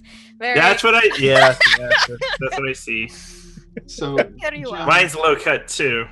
So yes, it's Baloo. Does Baloo wake up once the smell of food reaches his nostrils? Absolutely. Although I'm now really regretting not taking the Gourmand feat instead of Elemental Element. I think it would fit for multiple characters, quite honestly. Play it as it lies. But yes, the smell of food will definitely rouse him from his sleep. All right. Well, it seems though in the early morning hours that Gildan and Myrrh have decided to. I feel like this is an unspoken cook-off. We just keep looking at each other and upping our game. It really seems like you guys are egging each other on. Stoic. They seem to be in some sort of silent competition with each other to outdo breakfast, and it seemed from the smells at least are cooking something quite delicious. That 19 and 20 means that you guys are going to have a great breakfast. So what does Baloo do then, or Ellie for that matter? Yeah, Ellie, what about you? I think Ellie's waking up to the smell of delicious food that this time I feel like it actually smells fresh rather than the lasagna that was kind of fake, was kind of real. So she'll wake up like, what are you guys doing? It smells really good. Making breakfast. You should have some. Yes. I made it special for you, Ellie. So did I. I took your particular tastes in mind from what I saw you eating yesterday. Really? You guys care that much about me? Yes. oh man, The most. this. And then I'll. Is it like 2 separate plates you guys are handing? Yes. Yes. Yeah, I'll like smell each one. Oh man, these smell so good. And there's like a little tear or like twinkle, you know? And then she'll like have a bite of Gilda's food. Just like Uh-huh. mmm. Mm-hmm. Mm-hmm. Mm-hmm. Insight check. Is she faking it? Is she being polite? No, is Yeah. she if you want 17. yeah, she's being for realsies. Oh, good. Yeah. So This is Goblin Pasoli. Mm. And then she'll go to Mer's plate and same thing, just like, these are so good. You guys are the bestest friends ever. And then she'll just like, She just starts taking in all of it. yeah. Like Okay. if a barbarian could rage while eating, kind of like that. Ooh, yeah. Okay. All right. Yeah. Yeah. Just- Okay. So Baloo sees that Ellie is tucking in, and there might not be much left. If All right. Yeah. Now's the time to make the deed. I need to try to sabotage Mers. okay, the drow are come over. They're long since packed up the boats and Yes. are waiting. Enoch and Memnon are waiting for So- breakfast. You know. I got a 17 to pour some horrible substances into and some cactus prickles and just dirt. It's okay. It's still prestidigitated to Right, taste that's right. delicious. Yeah, so That's true. So you pour you've got like bitter herbs and sour sort of cactus juice and wine. Baloo droppings. Tasty. Don't ask me how I got those or why. Yeah, why you have them? Baloo patties. They're Baloo the is very clean. He is very clean. I know. That's true. Yeah, that's true. It's amazing what That's y'all right, know he about each other. buries Yeah, Well, like a Gildan cat. and I. Yeah. Gildan and I. Yeah, there you go. We'll leave that to the imagination. The food, the bitter herbs and sour juices that Gildan pours in are overpowered by the magic of the cantrip. However, the bits that you put in the food cause some of the Memnon seems like he gets a cactus spine stuck Are between you okay? teeth, and Is there something in there? it's just something must have fallen in when we were preparing the meal, and he picks Mer, his- did you wear the hairnet? Did you gloves? Proper safe serve? But of course. Little brimstone fall off you? What was going on there? I'm checking her out. No brimstone Sabotage. here. It is Uh-huh. everything is delicious. You got a little bit of hell in your grits. It's just, Mm. Sorry. If that was And- the case, they would just be extra spicy. And it appears as though that I do think Mer's dish of the spicy Cajun grits, as opposed to the what was it, seared mudfish. Seared How- mudfish with marinated with succulent cacti. Enoch appreciates it, right? A man of the wastes himself. He likes Yeah, it. I get it. These- I get it. These drow have more refined tastes. Oh, and I understand. Ellie appears to enjoy all of it. It Their seems. palate's sophisticated, which means they like toads, fungi, rocks, and weasels. I get it. I'm just kidding, guys. But it I eats could up. die in combat and not care. I lose Not my care. conversation. I'm like, I'll be back next week. I promise. No, thank you. There is it eats up several hours of the morning, and the sun, the first sun, is bright and hot in the sky by the time that bellies are full and pots have been scrubbed clean of their cookings. And everyone can continue on their way up the river. So I understand now we've got Mer and Ellie taking a bit of a mid-morning nap to stave off any exhaustion. How about Gildan and Baloo? Icky has been asleep this whole time. She didn't wake up to eat. She doesn't wake up. She seems Poor to thing, be exhausted. Yes. Can I put in her teeth? I'm Sure. not going to put in her teeth. They're so giant. They'd like fit around you. Yes, I wear them as a tiara. Ah, look. No, I'm rowing. I figure I'll get my rest eventually. Okay. How about Baloo? You know, Baloo's a bit disturbed in general. Yeah. What's Yeah. the matter, Baloo? You know, just, you know, things are different now. Fire doesn't burn as hot. You're really shook up. Mm-hmm. He's just holding his gun. He's got 4 more in him, and then he's done. Do you have a faraway look in your eye? I do. Oof. I almost want to cast Lesser Restoration on him just to see if it makes him feel a little better. Heal his broken heart. It's okay, Baloo. I'll be there for you. Thanks, buddy. Why don't you come get up? Come get a cuddle. Come on. Yeah, and kind of nuzzle up. Hey. Paddle from Baloo's lap. Good spot. Yeah. Yeah. Thanks, Dad. This is the Yeah. best vacation through hell ever. Yeah. Paddle from the lap. Uh-huh.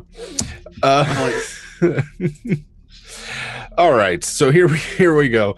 You are off, continuing your journey up the River Horn. Kelral estimates that it will be another. Let's see.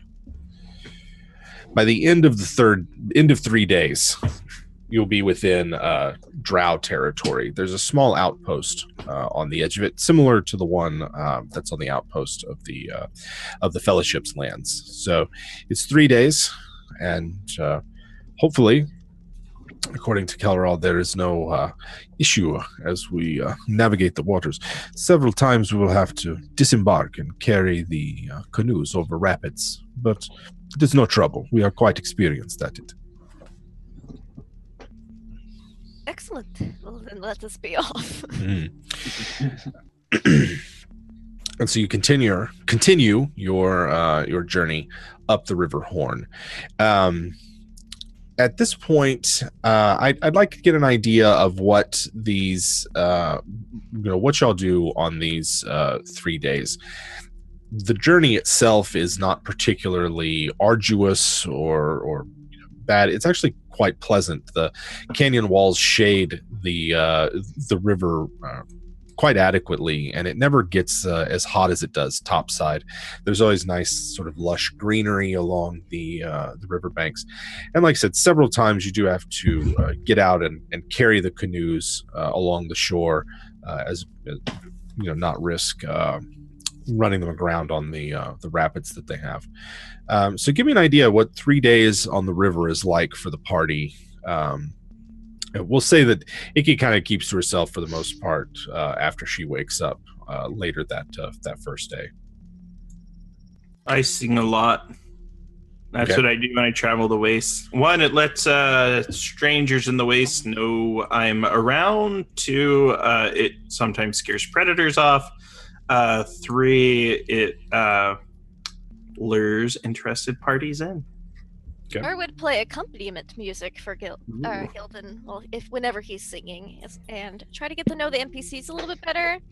And also, she'd probably offer to answer any questions Ellie might possibly have about anything at all, because she seems to be very curious about a lot. Yeah, I think one of the things she would ask about, especially I guess to Gildan, she would bring it up. Gildan, you said that when I fight, I do the thing. What do you mean by that? Well, you see these veins in your head, and I place my thumbs and start tracing, the various veins that run through her body, kind of with my fingers. You have these veins that run all through your body, and when you fight, they start to bulge. Do you understand what this word means? And then like I take my hands and show like expand, and then I kind of furrow my brow and grit my teeth, and it's terrifying. But why do I do that? You tell me. I ain't you. I think it's the way they built you. I think they built you as a weapon of war. I think you are a relic of war from a different age. When he says they built you, she's kind of like... They did, right? You were built. Who said that? I said that. What gives you that idea? Like... Yeah, here's what we're going to do. I want Myrrh to examine you. I want to see if you've got any numbers or markings or symbols branded in hard to find spots, like your lower back or your caboose. And I'm just saying this because I think you were built for war. But this is something that has to be done in private. And even though I'm a doctor, I'm not that kind of doctor. I could give you a very thorough examination. If someone supervise her. So what if I don't want to? I'm just saying, I have these theories, and we need to follow them through to the end. But I think you were built for war, and I think you were built based on a very, very old design. Do you think I was built like that devil guy thing that built that cyborg robot devil thing? Yes, except by a much more superior craftsman. I mean, I'm thinking the wise woman may know exactly who built you and how they built you. The wise She is hard to find. Yes, the wise woman. She's very wise. She taught me. She made me wise.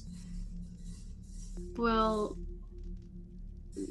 but that aren't... And she's just like, she can't quite get how he might think that somebody built her. Well, does it make sense to you? Who are your parents? It's, well, and then she doesn't know whether to tell the truth or not, because... Tell the truth to me, zone of truth. No, I can't say it. They're like now her best friend, so she's doing her best to not betray her creator. Wait a second.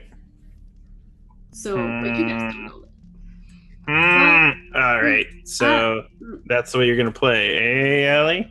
That's the way you're gonna play with old Gildan, are you? What am I supposed to be playing? I'm casting Zone of Truth. Gildan, leave her alone. No, she's withholding information. So you're allowed to make a save. You can make a charisma saving throw.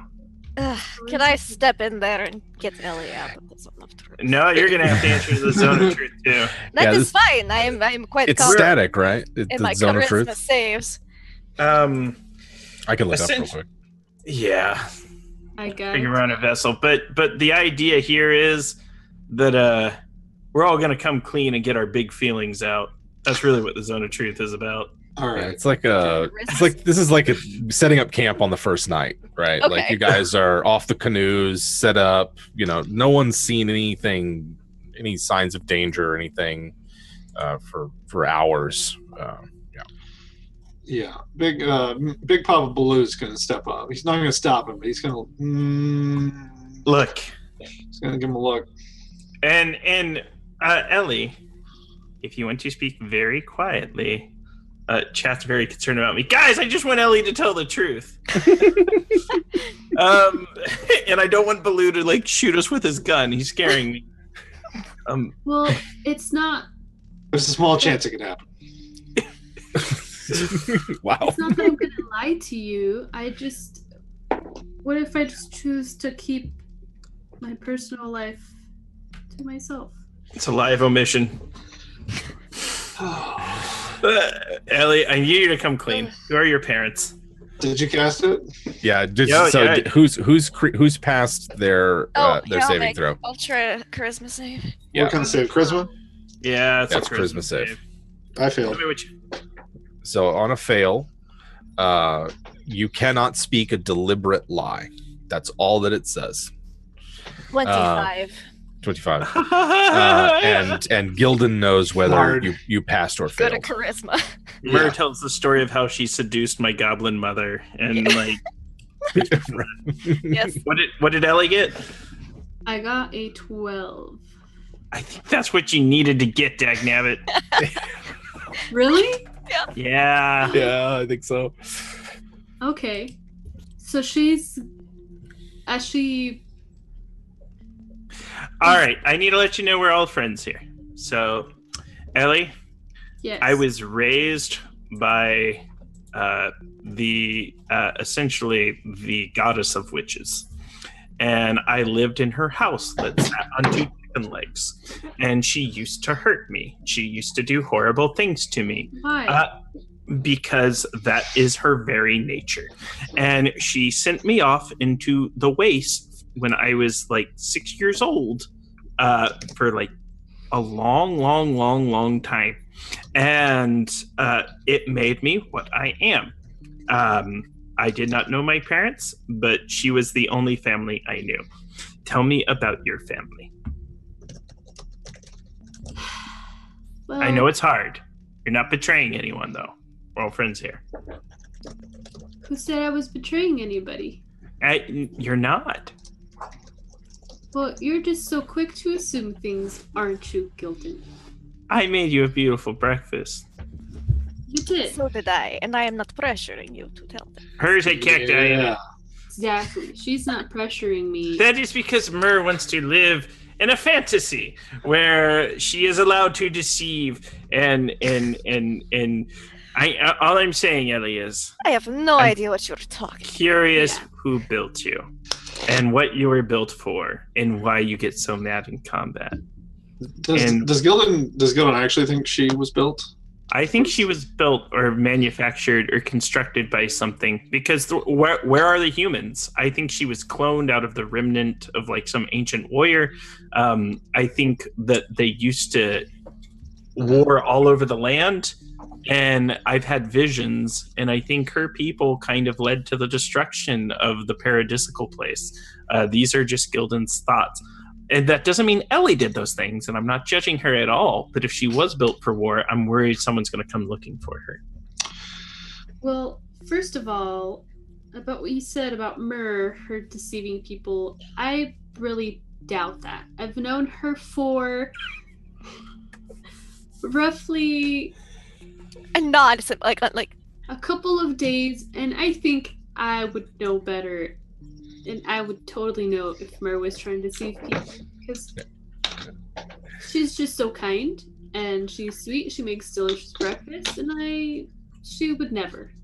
I think you guys have known each other for a little over a week. Yeah.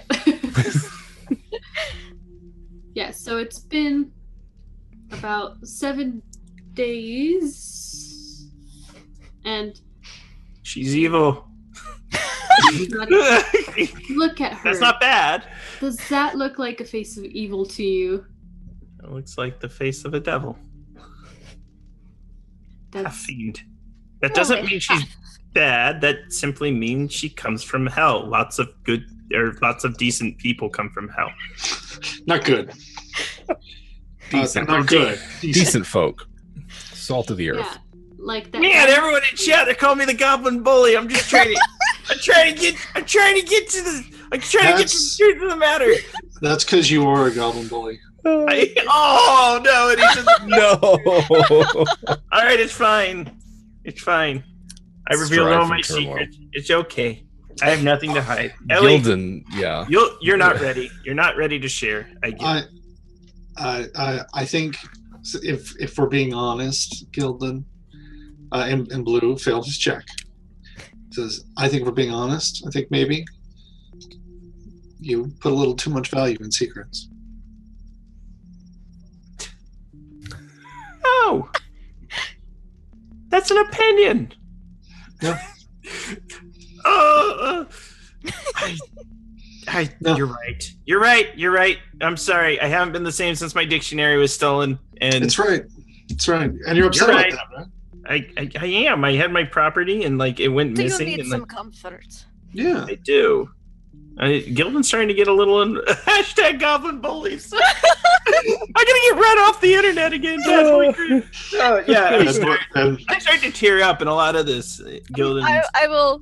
I'll pull out a handkerchief and present it to Gildan. Put a comforting arm around him. I put it over my face and start weeping openly, quietly. Little goblin tears. Little goblin quivering tears. shoulders. Yeah, he's only 3 feet tall. He's like a little baby. Yeah, I'm like kneeling next to him, comforting him. There.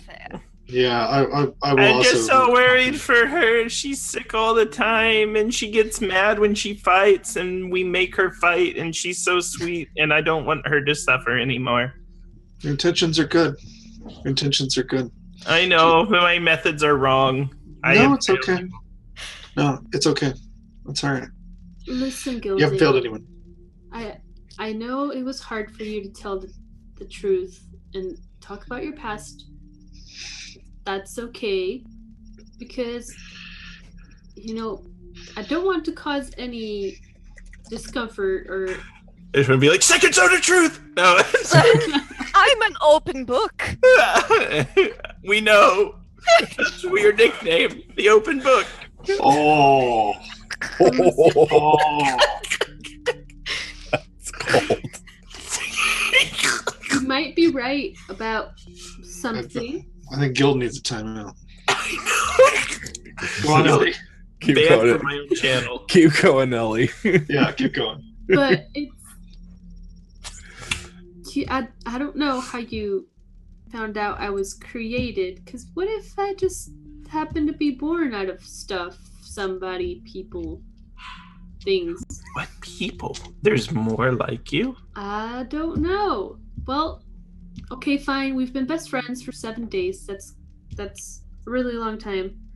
Best friends as I look over at Mer. Mer takes note of this best friend. Best friend. I want to roll an insight check. Goblin friend is best friend.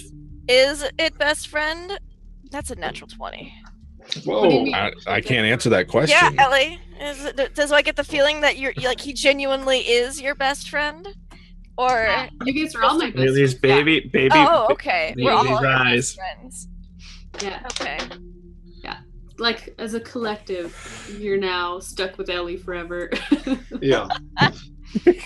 So, I don't know why I was created, but I was. I won't necessarily say who yet, but it was That's okay.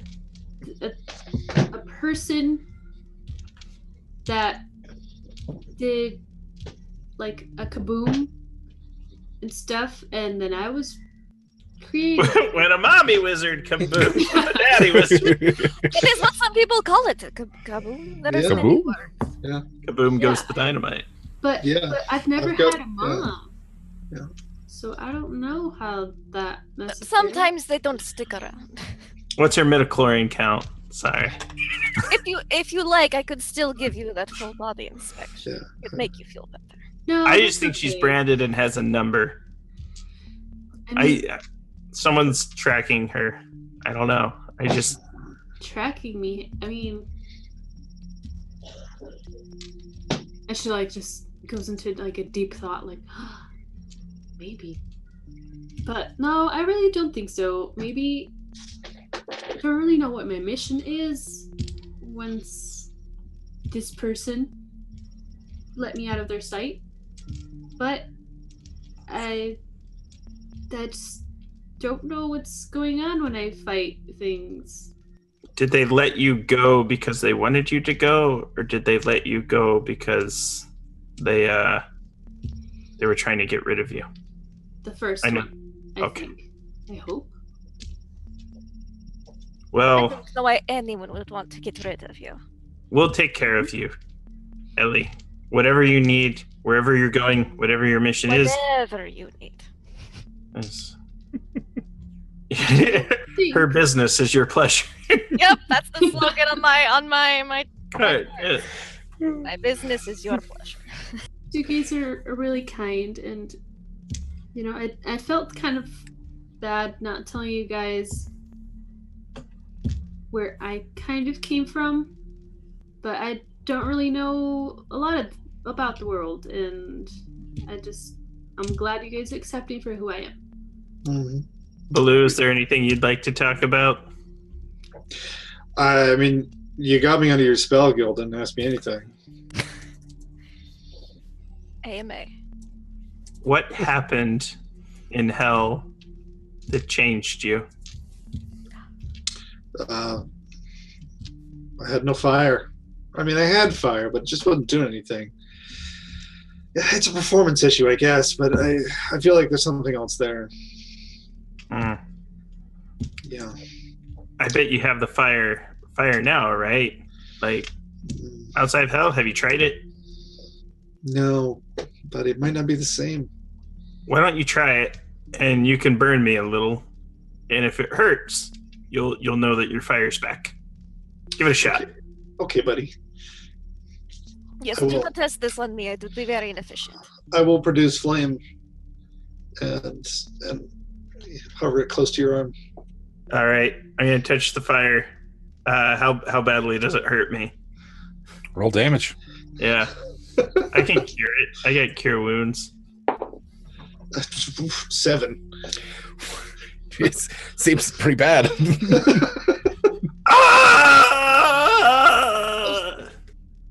Second degree burns. So you can see I show you my charred flesh, my burned flesh, how badly it hurts me. I shake in pain, and then I'm going to cure some wounds. I got a 1 on an insight check. I think you're lying. What? I'm in a zone of truth. I'm gonna lie. Yeah, so I start to rub my hand, perform a little miracle, and start healing it. I go, see, your fire's back. Very hot. All right. The hottest fire I've touched all day. All right. Thanks. Is Baloo satisfied that his fire's back, that he's got that spark? I think he's faking it. Yeah. Absolutely not, but he's good enough for Gildan. Gotcha. Yeah. You guys talked for a while, and you know the past day has been rather pleasant, given the hurried escape from the lands of the Fellowship and then the jaunt into hell. A day of just nothing was just what the doctor ordered. Everyone has their full, resources. You guys, no exhaustions, got the long rest, and by the end of the third day, you will reach the Drow outpost. I think now is a good time to call that a close as night settles over the land, and the group talks late into the night about their feelings, what's going on, secrets that are being kept, and and the like. Yeah, we'll go ahead and call it here and wrap up for the week, and we'll see what happens when we return. Always a great session, guys. I love the end there. That's very, very, very appropriate. The cooking and then the group therapy. Chat with their hashtag stop goblin bullying. Gildan was bullying Ellie. Oh man, and PK's in chat now, and she's like, "What?" And I'm like, "Oh no, I thought I wouldn't have been." Yeah. He's just a good boy. I see TK's in the chat. Hello, TK. We missed you. And Iki's fine. She walked around in a drug-addled daze for a while. Sure I took care of her. Yes, and then she's had a good nap. She had a good sleep, and so there we go, guys. Thank you for watching us. Let's turn to our amazing players. Josh, you had quite the intro this morning. How are you doing after all this? Baloo seems to be in a rough spot these last few days. He is. Whereas I'm feeling a little more free. I'm having fun with the character. Baloo is nothing like I thought he would be, and that's always a fun thing to realize mid-game, particularly live. Yeah, there you go. Yeah. It's a different way to play. Yeah, very different. Maybe a little bit. So yeah, doing good. Working on some art projects. A little. I don't know. Can I talk about it? I don't know. Yes, Josh is drawing our character portrait, so his commissions are tied up a bit, I guess. I don't know. I'll let you speak for yourself in that regard, but keep an eye open for some awesome stuff. I'm swamped right now. Check me back at the end of the month. At the end of the month. Excellent. And Anna, I like that we are peeling back the layers of Ellie and seeing what makes her tick. Yeah. People that are rude, don't have manners, just the barbarian rage is just bubbling in the back burner. Yes. But I'm having so much fun with Ellie, and I'm glad she has best friends now. So it's pretty good. It's pretty good. And I always love Thursdays. I always look forward to them, look up to them. And yeah, you can find me places on the interwebs.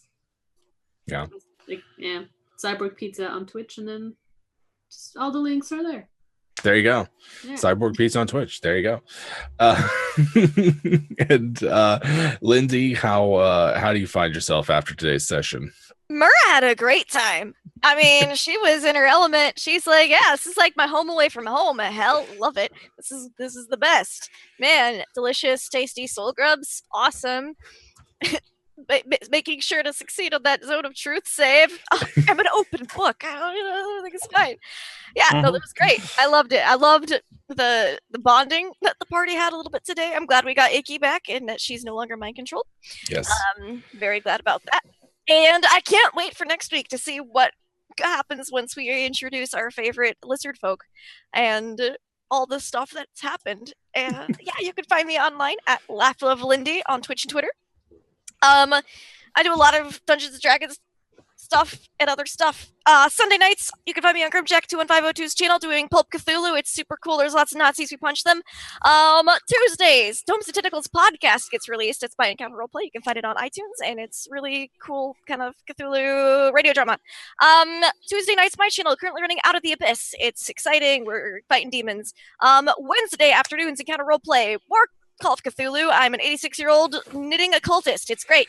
3 hours after that, also on Encounter Roleplay's channel, doing Star Wars RPG, where I am playing a little baby Force Jedi with the lovely Grant, who is above me currently.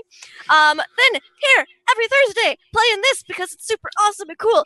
And then tomorrow, I'm super excited. It is the premiere of Firefly RPG on Grimjack21502's channel, and I'm playing a very mysterious and exciting person. And then every other Saturday on Power Score RPG, playing some D&D. Oh, yeah. Good God. There you go. All right. And yeah, you haven't seen Lindy's character on the Wednesday Call of Cthulhu game. You really should do yourself a favor and go check that out, because it's quite stunning. Grant, we're glad you were able to make it. Gildan is always a delight to have. How are you doing, my friend? I'm doing great. I really like playing Gildan. I really love this campaign, and I love the cast. Love the chat. Chat's super enthusiastic and entertaining. A little bit about where you can find me online. On Twitch, I'm Grant R. Ellis. On Twitter, I'm Wise Papa Grant. You can catch me here on Thursdays in the Land Between Two Rivers, every other Friday on Off the Table, running the Dictionary of Moo in Cypher System. Saturdays, I'm normally on all sorts of channels, including hosting the Story Forge on Encounter Roleplay's YouTube channel. Sundays, I'm on Money Cook Games' official Twitch channel. Mondays, I'm on the World of Greyhawk and the Vile and Villainous campaign. Tuesdays, I'm on Unmade Gaming with Mython. Wednesdays, you can catch me with the lovely Love Lindy on the Rise of the Dark Side campaign. And I have a pretty cool campaign coming up that I'm going to be running. It's going to be probably my most ambitious project yet. But you'll see. I will be running a very classic series of modules from essentially June through the end of the year. Excellent. That sounds great. Go and check out our players, and of course check out TK as well. I am, of course, co-host of WebDM, Jim Davis. You can check us out on our YouTube channel on Wednesdays, which hopefully you know. And on Tuesdays and Thursdays at 6 Central here on our Twitch channel. We, of course, also have a Patreon where if you want to get a little Monday video, a little Friday podcast, you can sign up for that. We appreciate the love. We appreciate the subscriptions, all the business, the retweets, just hanging out with us while we play. And we will see you guys on Tuesday for Starward Bound. It returns this week, hiatus. Next week, we figure out, I guess, what happens after they leave the rock. It's going to be exciting, and we'll see you then. Later on, everybody. Bye.